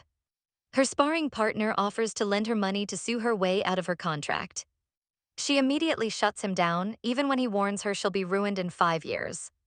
She puts on a brave face and heads out to distribute flyers for the gym. The cold winter air bites at her as she struggles to stay positive. Misfortune loves company, and it seems her bad luck is just getting started. Suddenly, she comes face to face with her ex-boyfriend in the middle of the street. Her heart stops as she stares at the man she used to love. She takes a frantic step back, wanting to be anywhere else but here. The flyers slip from her hands as he calls out her name in shock. He looks absolutely stunned to see her, but the shame is too much to handle. She leaves him standing in the snow and bolts as fast as her legs can carry her. Our poor heroine hides behind a wall, gasping for air and fighting back tears. She's paralyzed by the humiliation of him seeing her in this pathetic state. I wish I could just bury myself in a hole, she sobs to herself. Her ex walks right past her hiding spot, completely unaware she's inches away. He scans the crowd one last time before finally giving up the search. Later, she tries to seek help at the university, but the door is slammed in her face. A mysterious silver-haired professor walks by, catching a glimpse of the girl in the hall. He pauses for a moment, looking back as if he recognizes her. Our girl doesn't notice him and walks away, feeling like she's hit rock bottom. She wanders back out into the cold, wondering how things went so wrong. What can I do now? She whispers, her hope completely drained. Suddenly, a woman stops her and introduces herself as Professor Kong's assistant. Our girl admits her acting is lacking, but the professor has a much deeper question. I'm just not good with lines, she confesses, looking completely defeated. He explains that lines are just a way to express a character's inner thoughts. So, I just don't understand the character well enough, she asks with wide eyes. The professor simply nods, letting the weight of his words sink. Back at home, she stares at the ceiling, wondering how to actually improve herself. She buries herself in scripts and books until she passes out from pure exhaustion. Determined to learn, she heads to the gym where the guys are training hard. She finds Kai Cheng cooling off and asks about his upcoming drama. Can I come and watch you film? She asks with her best puppy dog eyes. He isn't convinced, so she promises to stay quiet and study his every move. She even offers to bring him the best snacks in the city as a bribe. Whoops, I think I got a little too excited there, she laughs nervously. She jokingly offers to let him hit her back just to even the score. True to her word, she shows up at the studio loaded with bags of food. The atmosphere on set is heavy as the lead actors prepare for a breakdown. This scene features a model struggling with his identity after a horrific experience. Kai Cheng delivers a heart-wrenching performance, crying out that he's done with women's clothes. The professor comforts him, promising to get him the respect he truly deserves. Our girl is frozen in place, completely mesmerized by their raw, natural talent. A nearby director watches her, knowing she's finally realizing her own limitations. She looks down in shame, feeling like a mundane actress with no future. Changji is looking for Liu Yang, but the studio is suddenly very quiet. She left a mountain of snacks behind but vanished into thin air. He looks around the room, wondering where our girl could have run off to. Meanwhile, Liu Yang is strutting down the street, humming a little tune to herself. Kai Cheng calls her up, demanding to know why she left so early. I didn't want to bother you guys, she says, trying to play it cool. He tells her she can watch as long as she wants, making her heart flutter. She tells him he's a great friend, leaving him blushing like a total schoolboy. But deep down, Liu Yang feels like she's just a mirage in their world. She closes her eyes and prays for a miracle to finally change her life. Suddenly, her phone rings with a life-changing audition for the movie Golden Dancer. Our girl literally hops out of bed because this is her one and only chance. She shows up to the audition looking like a total queen in a black dress. Back at the studio, the guys are wondering how her big day actually went. Kai Cheng hangs up the phone, looking more concerned than he'd ever care to admit. The sun sets and we see a table littered with empty bottles of liquid courage. Kai Cheng finds Liu Yang slumped over, looking like a complete and utter mess. He grabs her hand, but she's in no mood for his hero act. He tries to pull her away, but our girl is reaching her breaking point. Let me go, she screams, stumbling through the dark city streets. She insists she isn't finished drinking yet, but he's absolutely not having it. Kai Cheng demands to know when she became such a pathetic version of herself. Liu Yang can still hear the director's voice calling her a talentless wooden actress. She tells Kai Cheng she just can't match the high standards of the industry. He snaps back, accusing her of failing because she didn't put in enough effort. That's the final straw, and our girl finally explodes in a fit of rage. I poured all my energy into it, she screams, tears streaming down her face. She calls him a genius and says he'll never understand someone as hopeless as her. She turns to walk away, but tragedy strikes in the blink of an eye. Liu Yang slips and tumbles right into an open sewer manhole. Kai Cheng panics, screaming her name as he stares into the dark abyss. He begs her to move, but she's pinned down and can't feel a thing. The sirens wail as the ambulance finally arrives to pull her out. Kai Cheng clutches his chest, feeling a sharp sting of regret and pure terror. Our girl tries to find comfort in some fruit, still feeling the sting of failure. A sudden knock at the door interrupts her little hospital pity party. Professor Kong enters the room carrying a massive, sparkling bouquet of sunflowers. Her parents immediately make themselves scarce, leaving the two of them alone. They discuss a dancer who lost her legs but kept performing through the pain. Lu Yang admits she'd rather die than perform in such a pitiful state. Suddenly, the professor starts stripping his shirt, leaving our heroine completely flustered. She covers her eyes in a panic while he reveals his hidden truth. He shows her his heart surgery scar, proving that passion outweighs a broken body. Idiot, he mutters, handing her a tissue to dry her frustrated tears. Later, the professor heads out into the pouring rain to find his ride. He finds our brooding male lead waiting in the car, looking incredibly moody. Do you like her? The professor asks, but the guy claims they're just friends. The professor isn't buying the act and teases him about finally visiting her. Our guy eventually makes it to her door but freezes in his tracks. He watches through the glass as Lu Yang struggles to dance in her room. He realizes she's channeling that handicapped dancer to finally understand the role. He rushes inside and finds our poor heroine collapsed on the floor. I don't want to give up, she sobs, heartbroken and physically exhausted. He pulls her into a tight, desperate embrace, telling her not to quit. As they hold each other, he promises her that she truly has the talent. Our girl is finally feeling like herself again after that dramatic collapse. Kai Cheng warns her not to sit on the cold floor while she recovers. He plays it cool while pouring water, but his heart is doing backflips. He can't stop thinking about the moment he actually held her in his arms. Our heroine's brain finally catches up, realizing he carried her all the way to bed.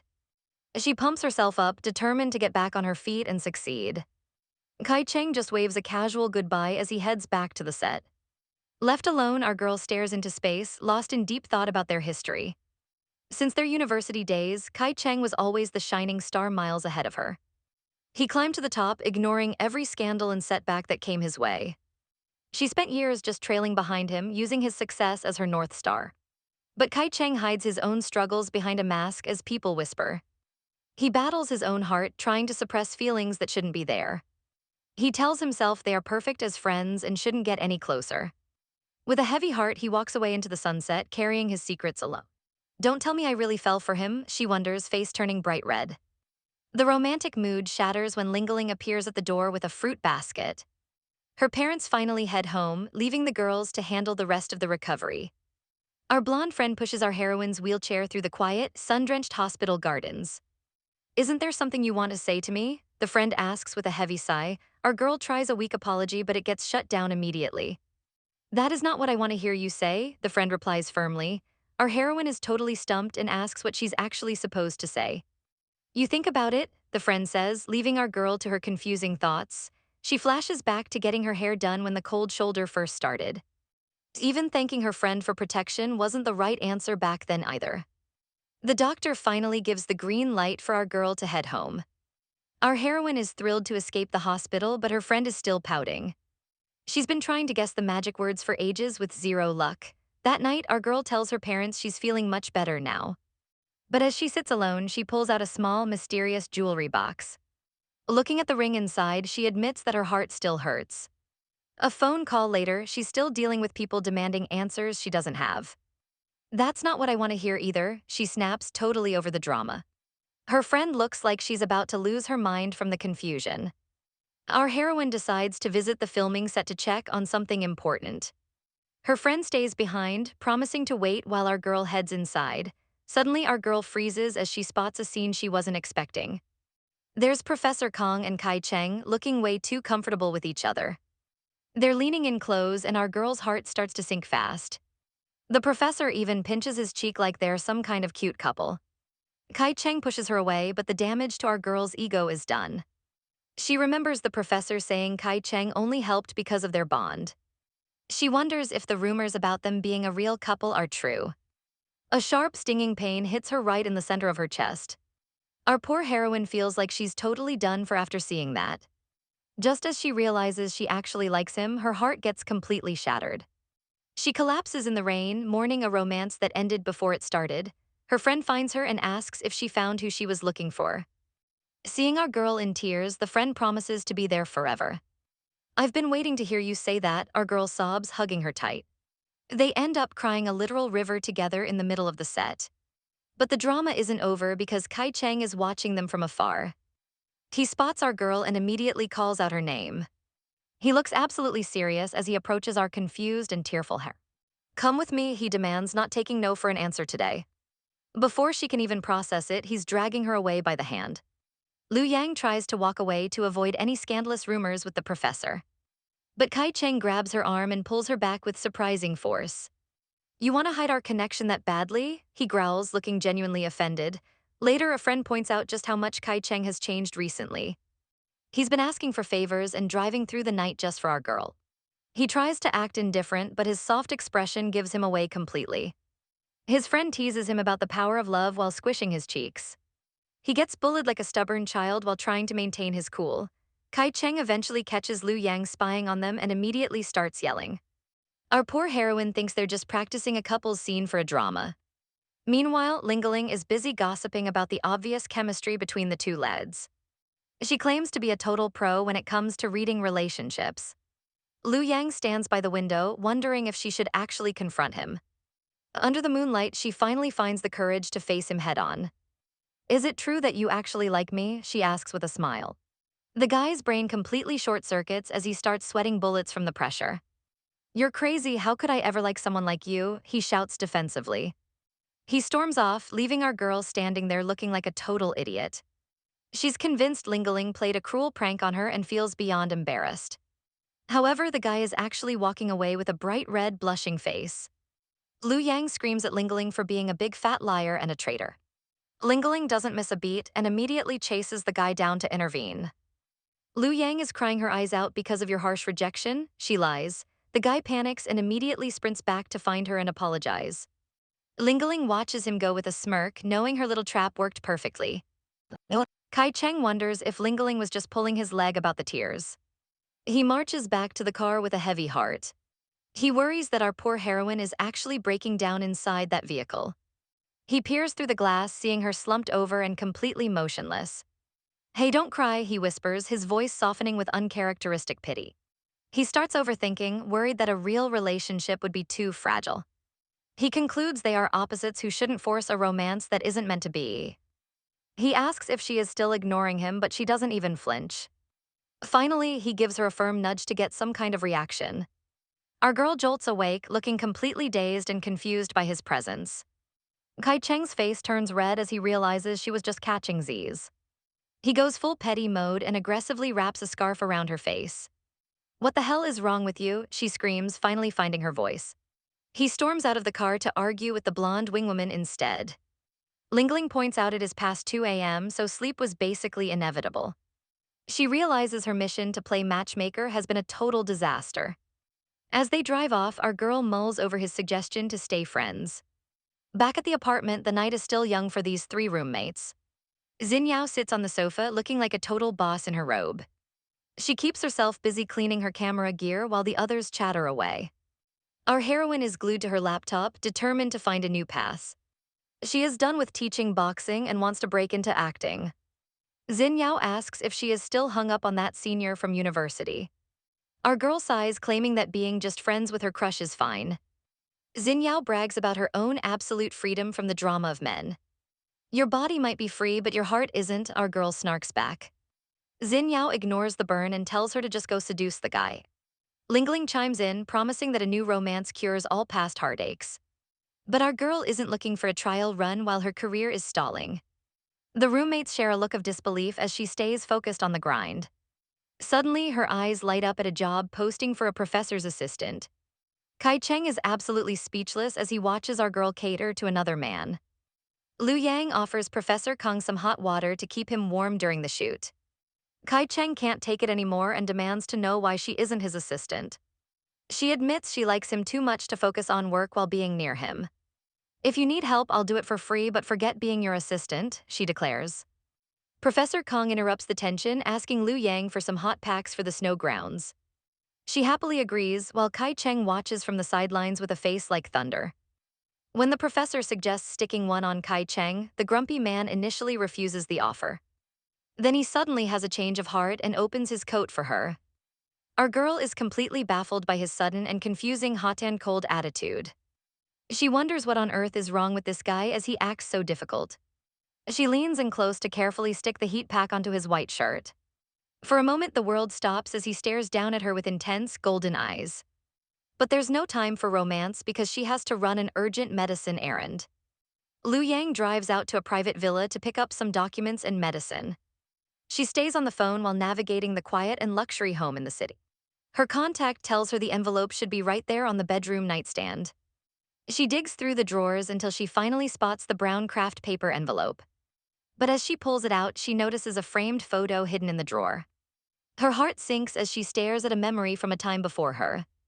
The photo shows Kai Cheng looking happy with a beautiful girl with long pink hair. As I thought, you still haven't gotten over her, she whispers to the empty room. The painful realization hits her like a ton of bricks as she looks down sadly. She quietly leaves the house, feeling the weight of a past she can't compete with. Little does she know, a camera lens is capturing her every move from the dark. Our girl spots a mysterious blue-haired beauty lounging comfortably in his room. You clearly have company, so I'll just head out, she says, playing it cool. She whistles as she walks away, but her heart is definitely not at ease. She tries to maintain her swagger while her mind starts racing with questions. Wait, where have I seen that girl before? She wonders, narrowing her eyes. Later, she's so lost in thought that she completely forgets she's holding a kettle. Hey, it's overflowing, the director screams, snapping her back to reality. Our poor heroine facepalms, wondering why she's letting a stranger get under her skin. Suddenly, a gentle hand taps her shoulder, making her jump. Could we talk for a bit? The mystery girl asks with a soft smile. It turns out this elegant lady is Peng Xinyan and she has a lot to say. The guy admits he's at fault and says he owes her big time. Our girl smirks, asking exactly how he plans to pay her back. He leaves the choice to her, so she boldly asks him to be hers. He just keeps drinking, avoiding her gaze with a cold, heavy silence. I don't like that, he finally mutters, making our girl's blood start to boil. She tells him to forget it and immediately heads for the exit. But he's not letting her leave that easily and suddenly grabs her arm. Are you upset? He asks, acting like he's actually confused by her anger. She finally drops the bomb, admitting she only said it because she likes him. His hand trembles as he struggles to find the right words to say. Sorry, he whispers, which is the absolute last thing she wanted to hear. Our girl loses it, grabbing his collar and screaming that his apology is worthless. She demands to know what he really wants if he won't be hers. Tired of talking, she pulls him down and shuts him up with a kiss. He finally gives in, panting as he tells her he accepts her proposal. But there's a catch, and he demands she make him a serious promise. He wants to be the absolute most important thing in her entire life. No friends and no work can ever come before his own needs. Our girl is stunned, realizing this isn't the sweet romance she expected. She tries to push him away, but his grip is suddenly like iron. He admits his possessive nature is too strong for him to ever contain. He warns her that they will only fight and have a strained relationship. Eventually, they will just break each other's hearts and end in a breakup. He asks if she truly wants to start a relationship doomed from the start. Our girl pushes him back, yelling at him to stop talking such nonsense. Young Master Kai Cheng sits alone, wondering when his parents will finally come home. He drifts off to sleep, haunted by memories of the night his world shattered. The house is quiet, but his mind is racing with the echoes of a broken family. Mom, he whispers, feeling her gentle touch in a bittersweet dream. She delivers a crushing blow, asking him to choose between her and his father. Did you two get divorced? He asks, his voice trembling with fear. With a heavy heart, she confirms his worst nightmare is actually coming true. You don't love Dad anymore? He asks, unable to process the end of their romance. She tries to explain that while their love for him is eternal, adult relationships are fragile. She holds him tight, claiming that life eventually wears down the bond between a man and woman. But Kai Cheng refuses to believe that love has an expiration date. Let's stay together forever, he promises, clinging to the hope of a lasting connection. Fast forward to the present, and he's hearing those same soul-crushing words from his own love. If he's destined to lose everything in the end, he'd rather never have loved at all. Meanwhile, our girl Yang is stuck in the middle of a massive social media firestorm. The internet is exploding with rumors and hate comments about her and the top star. Her manager begs her to go home and lie low until the drama dies down. Aang looks absolutely drained, wondering how her life became such a public mess. Back on set, Kai Cheng decides to take a step back and hide his true feelings. His producer warns him that once you're this close, love is impossible to hide.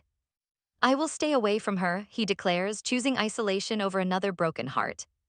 Aang's friend mocks her for failing her own no-trial relationships rule. Our girl sighs, frustrated that every man she loves turns out to be incredibly possessive. She thinks back to her past, realizing that love used to seem so much simpler. Tangsen-ji leans in and asks if she finally made up with her man. Meanwhile, Kai Cheng is at the beach looking way too stressed over his phone. Our blue-haired beauty approaches and asks how his break is going. She's surprised to see him already diving into a new script. Yes, he answers simply, looking cool behind those shades. She asks if the story is any good and he admits the characters are nice. He tells her that shooting this movie is his ultimate dream. Then he drops the charm, saying filming her is the real dream. The scene shifts back to the city as the palm trees sway. Yaoji's friend wonders why she's suddenly asking about Tangsen-ji's dating history. Our girl explains she went to drop off his medicine the night before. She found him standing alone by the window with a single blue flower. She immediately realized he was practicing a specific scene from the script. In the story, the character asks how he could ever leave her alone. Tangsen-ji looked so lonely under the moonlight, it was heartbreaking. He whispered how much he missed her, acting out the reunion. So it's my fault, he asked, his voice filled with fake regret. The script says he looks older, but his heart is still the same. Yaoji asks if he's already mastered all the lines. She loves the part where a blue flower lets you see a deceased wife. She admits she even acted it out for fun at home. Tangsen-ji just smiles and asks her to keep his practice a secret. She hands over the medicine and promises to stay quiet. Back in the present, she wonders if she totally misread the situation. He looked like a man who truly lost his lover. The production is a total disaster after the censors butchered the core script. Kai Cheng refuses to release a mess and demands they refilm everything. The staff panics because the bank account is officially at zero, but our lead just scoffs, claiming money is never a real problem. The team is swooning over his confidence even if they're still broke. His connections aren't helping much as everyone seems to be playing hardball. Kai Cheng is feeling the heat as the pressure starts to mount. His father offers a deal, but it comes with a massive catch. He'll provide the funds only if Kai Cheng quits acting forever. Our guy is losing his mind trying to find a way out. 2 weeks pass without a single cent and the crew is losing hope. The silence on set is deafening as the days tick by. Meanwhile, Aang is taking her frustrations out on a heavy bag. She's determined to stay sharp even if the movie is currently dead. People keep whispering that she made a mistake by dumping her ex. Her friends think she's pitiful for being stuck in this production limbo. Aang tries to drown out the noise by floating in the pool. Suddenly, a familiar face swims up to disrupt her peace. She tries to play it cool, but her heart is definitely racing. She looks at him and realizes something she never noticed before. Why did I never think he was handsome? She wonders internally. He walks away without a word, leaving her completely dazed. Later, she tries to focus on her character study with her mentor. Our girl enters the room, finding the boy looking like he just lost a war. He barely looks up from his phone as he gives her permission to enter. She sits beside him, her heart breaking at the fresh bandages on his face. "Did you fight again?" she whispers, but he insists that it doesn't even hurt. He dismisses his attackers as total psychos, but the trauma clearly runs much deeper. In a flashback, we see the brutal reality of his miserable high school days. Bullies mock a girl for liking him, calling him a freak who can't even talk. They trample over a love letter, proving that high school is just a social battlefield. Fast forward to the present, and the tension in the room finally explodes. "I really have changed," she whispers, her eyes filled with a cold, hard truth. She tells him she grew up while he chose to remain a selfish child. "We can live as the people we want to be," she declares, walking away. He collapses, sobbing into his hands as the weight of her words hits home. Our girl doesn't look back, even as tears stream down her own face. The door slams shut, leaving him a broken mess on the cold floor. He sits in the silence of his empty home, completely lost and alone. Outside, the winter air is biting, but the cold inside her is much worse. She tries to distract herself with work before finally crashing into bed. Sleep doesn't bring peace, and she wakes up feeling more exhausted than ever. She heads to the set, watching the chaos of filming from the door. Charles finds our girl and immediately asks why she's lurking around. She tries to play it cool, claiming she was just passing by. "Oh, right, this is for you," she says, tossing him a small box. Our girl turns away as she wishes him a happy birthday. But the mood dies when Charles stares at the gift and asks, "That's it?" He looks totally disappointed and asks where she even bought this thing.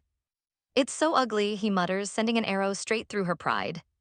Our girl snaps, screaming that she just grabbed it from a roadside stall. "If you don't like it, then just forget it," she yells. She hurls the gift into the bushes and storms off in a rage. Charles can only watch in shock as his birthday surprise flies away. She slams the door behind her with a massive bang. Charles stands there alone, looking completely bewildered by her sudden outburst. Later, our girl is crawling through the tall grass in a total panic. "Impulse is the demon," she cries, regretting her dramatic throw. Suddenly, a voice behind her says he never said he didn't want it. Charles kneels down right next to her to help with the search. They start chatting about Linda getting married after a long, failed relationship. Our girl remembers being told that sweetness only lingers after a bitter taste.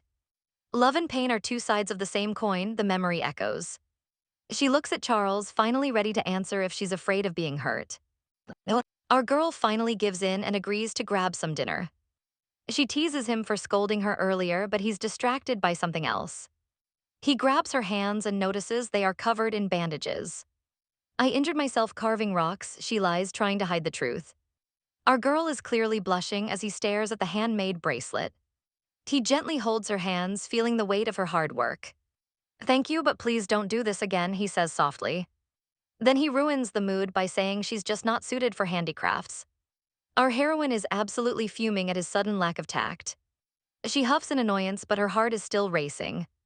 The autumn night air starts to get a little too chilly. Our girl lets out a tiny huff as the wind picks up. Suddenly, a loud sneeze escapes her, breaking the quiet moment. Without a word, he starts stripping off his own warm sweat.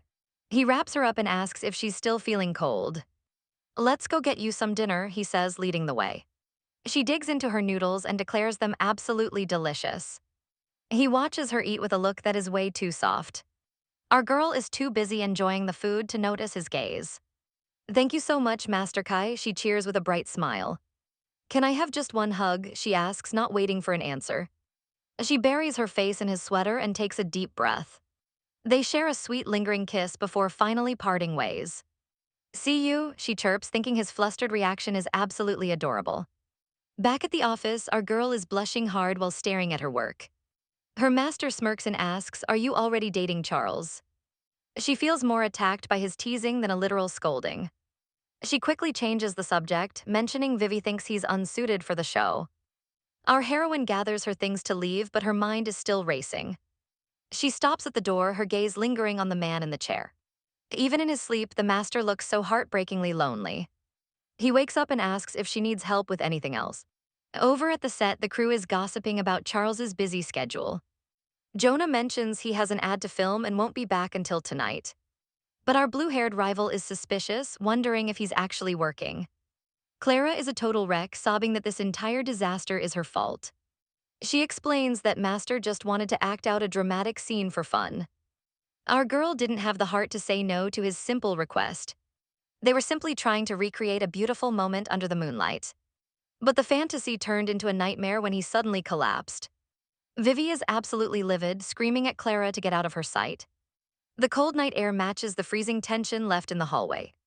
Clara sinks to the floor, completely overwhelmed by her own crushing guilt. Suddenly, a pair of strong arms wrap around her to offer comfort. He teases her for being unreachable but holds her like she's precious. Clara asks if he's angry, but he's just worried about her well-being. He even brought snacks, proving he's the only one looking out for her. Their quiet moment is interrupted by the news that Dante is finally awake. The nurse insists that the patient needs rest and limits the visitors. Vivi surprisingly steps aside, telling Clara that Dante wants to see her. Clara rushes inside, her heart breaking as she looks at his pale face. Dante immediately apologizes for scaring her, showing he only cares about her feelings. He gently tells her to stop blaming herself for what happened. Outside the door, the bucket hat guy watches their reunion with sad eyes. Vivi tells him to stay put while she goes to handle the paperwork. Our girl stares at the man with a look of pure, unadulterated worry. She sits by his side, her voice cracking as she lays down the law. You're not allowed to die, you know, she whispers, her eyes searching his. Under the clear blue sky, he gives her the only answer she wants to hear. Outside in the hallway, the other girls are busy dropping some massive truth bombs. The blonde leans in close to reveal her latest scandalous conquest. I've only managed to make her body mine, not her heart, she shamelessly admits. The red-haired girl is absolutely floored, her jaw practically hitting the floor. The shock of the tea hits her like a literal arrow to the head. But the blonde isn't finished, claiming she actually enjoys the thrill of a challenge. She mocks the competition as low class while her friend's temper begins to boil. They start bickering like toddlers until our heroine finally steps out of the room. They immediately play it cool, pretending they weren't just gossiping like crazy. Our red-haired girl offers a final wave to the master before heading out. She leaves the hospital feeling like her entire worldview has been flipped upside down. Our girl is sweating bullets, wondering how to fix this mess. On the other end, the professor insists you should go. Really? She asks, but his voice stays perfectly calm. He tells her to sleep well and ends the call abruptly. He looks exhausted, leaning back in his chair after hanging up. Under the moonlight, our girl stares at her phone in a panic.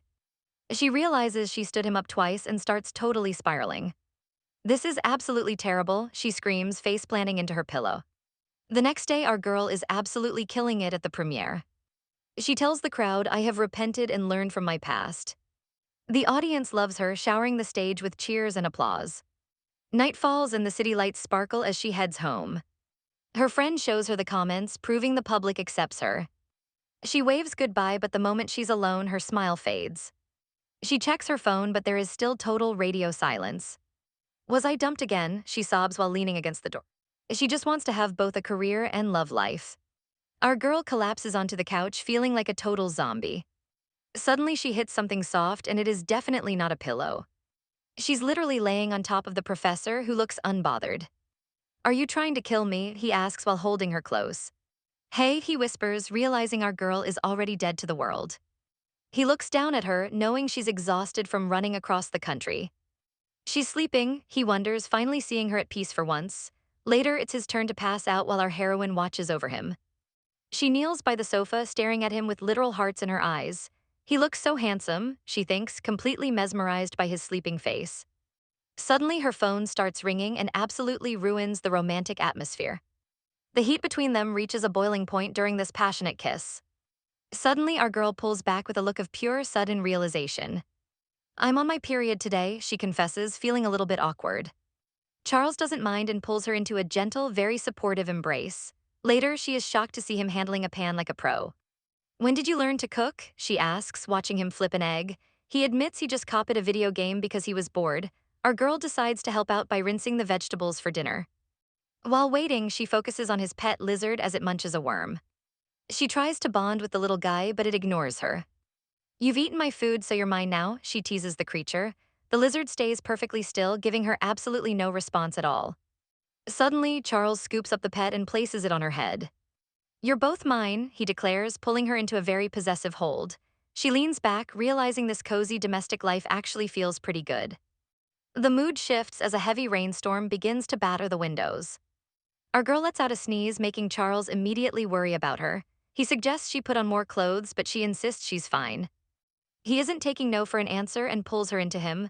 I'm warm like this, she chirps, feeling safer than ever before.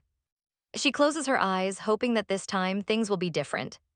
They settle in under the covers to pick a movie for tonight. Dante collapses into the car seat, sighing that he's absolutely exhausted after the long day. Our girl Clara is right there, handing him some hot water to soothe his nerves. He notices her stylish outfit and asks if she's wearing something from Charles's collection. Clara just laughs, admitting that he has a very sharp eye for high fashion. Dante smiles softly, enjoying this quiet moment away from the prying eyes of the paparazzi. He asks if they should go public, but Clara wants to avoid any movie premiere drama. Dante agrees, warning that a messy scandal is way too hard to clean up late. Clara looks out the window, her mind racing with all the secrets they're still keeping. They arrive at the Lubian resort, hoping for a peaceful night away from the cameras. But as soon as they step into the room, confetti explodes in their faces.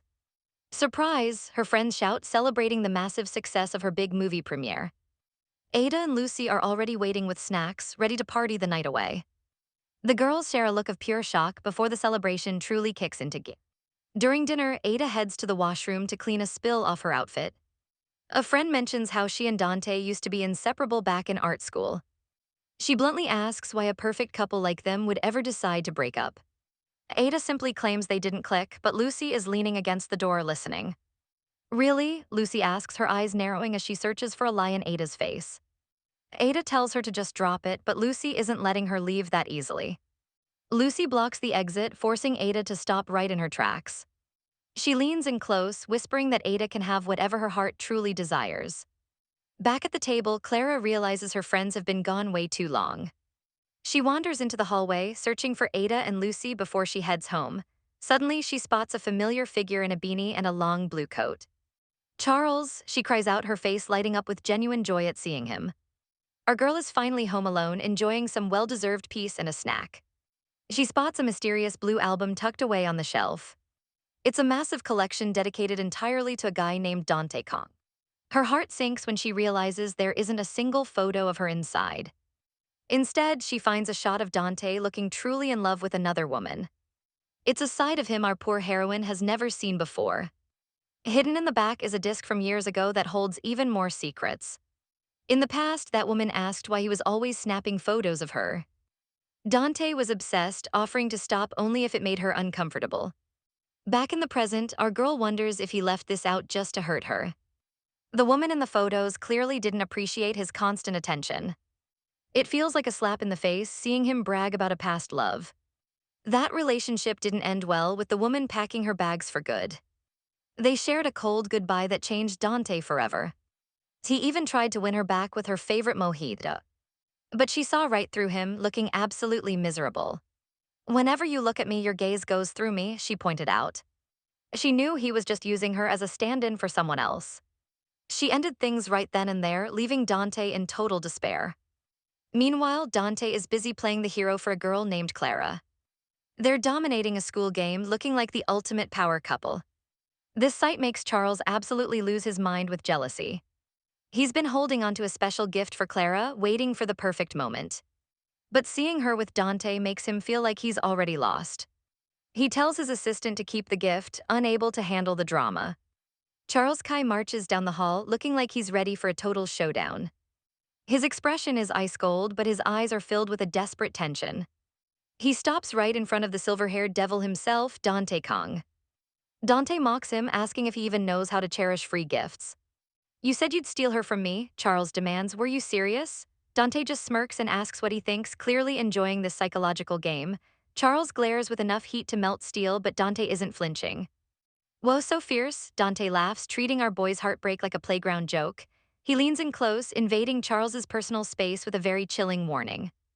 Dante whispers that if Charles keeps failing, she might truly become his instead. Our poor guy looks absolutely shattered as those cruel words sink into his soul.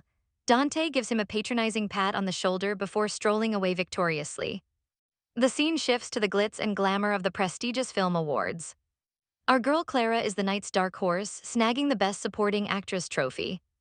The crowd goes wild, screaming that she finally got exactly what she deserved. But the biggest winner of the night is, of course, the golden boy Dante. He takes the stage as the best leading actor while the audience swoons. Meanwhile, the internet is being absolutely ruthless toward our struggling male lead.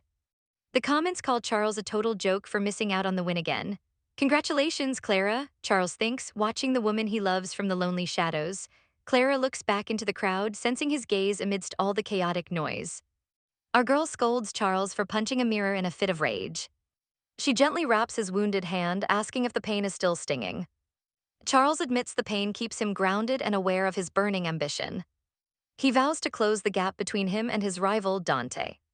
Clara gives him a soft smile, asking if he truly believes in her. She recalls her childhood, constantly searching for a passion that would finally stick. She tried everything from boxing to singing, but eventually grew bored of it all. Clara explains that seeing a genius like him struggle changed her whole perspective. Most people give up when they hit a wall, but Charles just keeps swinging. She admires his refusal to back down, finding her own purpose in his drive. She takes his hands, admitting she lied about her feelings at the hospital. "Why shouldn't I believe in you?" she asks, her eyes full of devotion. Charles is visibly shaken by her faith, his cold composure finally breaking apart. He pulls our girl into a desperate hug, whispering her name with intensity. I really like you, he cries out, tears finally streaming down his face. Clara holds him tight, confessing that she really likes him too. Charles takes a relaxing soak while reflecting on their passionate night. Back in bed, our girl enjoys a rare quiet moment with her mans. He pulls her close and gives her a deep, romantic kiss. They pull away with soft smiles, looking more compatible than ever. The morning sun shines on a pair of lovebirds chirping outside. Suddenly, Charles looks panicked as he reaches for something in his pocket. Our girl pulls out a necklace and asks, "Is this your style, Charles?" Our girl is finally waking up from her long, painful delusion. For years, she poured every ounce of her heart into a man who didn't care. She remembers the coldness in his eyes when he demanded his necklace back. I'll just think of it as a dream, she sighs, feeling like she wasted her youth. No, you didn't waste any time, her friend shouts, trying to stop her. He tells her that chasing after that man wasn't a waste at all. You've succeeded in becoming a bright star, he exclaims, trying to comfort her. She remembers standing on stage, a successful woman holding a prestigious award. Back in reality, the door clicks shut as she leaves the past behind. She walks into her room, finally ready to face the ghosts of her crush. With a determined look, she starts ripping down every single poster of that man. She slumps onto her bed, surrounded by boxes of things she once cherished. She finds a signed DVD where he thanked her for her support years ago. It all started back in high school when she didn't have a single goal. Her bestie dragged her to a movie to see a super hot new actor. I think I know what university I want to get into, she mumbles in awe. She became a woman possessed, working tirelessly on films just to be near him. I can learn more with him, she argues, choosing to work for her uncle. All these years I loved you, she sobs, finally letting the tears fall. Clara and Charles arrive at a sleek building, but our girl is confused. Isn't it dinner time? Why are we at a studio? She asks. Charles explains the restaurant is next door, but they have to talk business first. Clara spots her friend Vivi and gives her a big, energetic greeting. They swap New Year wishes while Charles stands back like a silent bodyguard. Vivi whisks Clara away to the meeting room, leaving Charles to wander alone. Charles peeks into the office, seeing the staff hard at work. He keeps moving through the quiet hallway, searching for a place to wait. He eventually finds a private room and lets himself in. His eyes land on a massive display case filled with glittering awards. He stands there in silence, probably wondering how many more he can win. Suddenly, a silver-haired man appears behind him with a wild proposition. I'll give you a trophy if you give me Clara, he suggests smoothly. Charles doesn't even hesitate before telling the man to keep dreaming. He scoffs, noting that the man's name is already plastered on those trophies. Dante admits he's jealous of Charles and our guy is feeling himself. Yeah, you definitely should be, he replies with a smug grin. Meanwhile, Vivi drops a massive career bombshell on our unsuspecting heroine. A popular show called Ship Factory wants Clara to be their next guest. It's a show where actors act out fanfiction and play games. But there's a catch, the fans are shipping Clara with Dante. Our girl immediately shuts it down to prevent a jealousy-fueled massacre. She's not throwing away her peaceful life just for a variety show. Finally, the trio sits down for that long-awaited dinner together. Dante is absolutely loving the sweet and sour pork ribs Clara prepared. Charles stays quiet, carefully placing a piece of food into Clara's bowl. Clara's jaw hits the floor when she hears the shocking breakup news. Her friend casually sips coffee, acting like the split was no big deal. Why didn't you try to stop her? Our girl asks, totally bewildered. The woman just shrugs, claiming her ex was never actually into women. She tells Clara to check the social media posts if she wants proof. Clara scrolls through her phone while her friend plays it totally cool. Meanwhile, at a dark bar, a drink is slammed onto the counter. A blonde girl vents into her phone about how love is a lie. Clara listens from her bed, clutching her panda plushie for dear life. How many couples actually stay together forever? The blonde girl scoffs. She blows a fake kiss and hangs up, leaving Clara in silence. Our girl stares at the screen, her blood starting to boil. To heck with this lying brat, she screams, tossing her phone away. She tries to read to calm down, but her brain is fried. Outside, the night sky is peaceful, but the drama is just starting. The blonde girl keeps drinking, trying to drown her messy feelings. On a cold balcony, Charles is staring at his phone with a sigh. He looks like a lonely male led in a tragic music video. Clara calls him up and immediately notices he sounds totally depressed. She invites him to the Ship Factory, and he surprisingly agrees to go. Our girl and her friend hit the mall for some much-needed retail therapy. She picks out a cute outfit, trying her best to stay positive. But then she spots a familiar face staring back through the glass. It's him, the man from her past, just standing there like a ghost. It's been a while, they both say, the air suddenly thick with tension. She awkwardly laughs off their last encounter, still feeling the sting of embarrassment. He doesn't miss a beat before dropping a total bombshell on her. He's actually here to pick up his new girlfriend from her job. Our girl watches as he waves to a sweet girl in the flower shop. The new girl is busy charming customers while she works the register. Are you with her now? Our girl asks, her heart secretly sinking. She searches his eyes, looking for any sign of the man she knew. He simply nods and says, yeah, confirming that he's officially moved on. She forces a smile and waves goodbye, walking away with her friend. Behind her, he goes right back to being the perfect, doting boyfriend. She takes one last look back, realizing their story is truly over. Watching him help his new girl with her apron is the final blow. She tells herself her old wounds are finally being soothed by this life. Our girl throws herself into work, appearing on a hit reality show. Fans are obsessed with her and her co-star, the Lukai ship. The crowd screams for more drama, begging for the darkest romance scripts. Meanwhile, the moving truck arrives to haul away the remnants of the past. He stares at the boxes, looking like a man drowning in his regrets. Our girl sends a final, touching text to her ex-boyfriend to wrap things up. He reads her message about their 6 happy years together with a heavy heart. She doesn't regret a single moment, even as they both move toward different futures. Meanwhile, the ex is already moving into a new place with a different girl. But back in the present, our heroine is full of energy and chasing joy. She suddenly pulls Charles into a deep romantic kiss that catches him off guard. What was that for? He asks, his cheeks turning a bright shade of pink. She just beams, claiming she simply felt like expressing her love right then. She pulls out her phone to show him a very familiar digital note. Charles realizes he's the one who wrote that message about finding a heart's desire. Our girl isn't shocked at all, knowing exactly who his heart belongs to. She strikes a cute pose and shouts that she loves him lots. Charles can't help but look at her with a tender and devoted expression. She dashes off toward the court, eager for the next game to begin. Later, Charles sits down with a mentor to discuss his struggling acting career. Why can't I ever win an award? He asks, feeling completely stuck. The silver-haired man tells him the problem is that he wants it too much. He needs to slow down because being too forceful is ruining his performance. Charles wonders if he has to stop wanting the award to finally get one. His mentor warns him that letting go might mean he never gets nominated.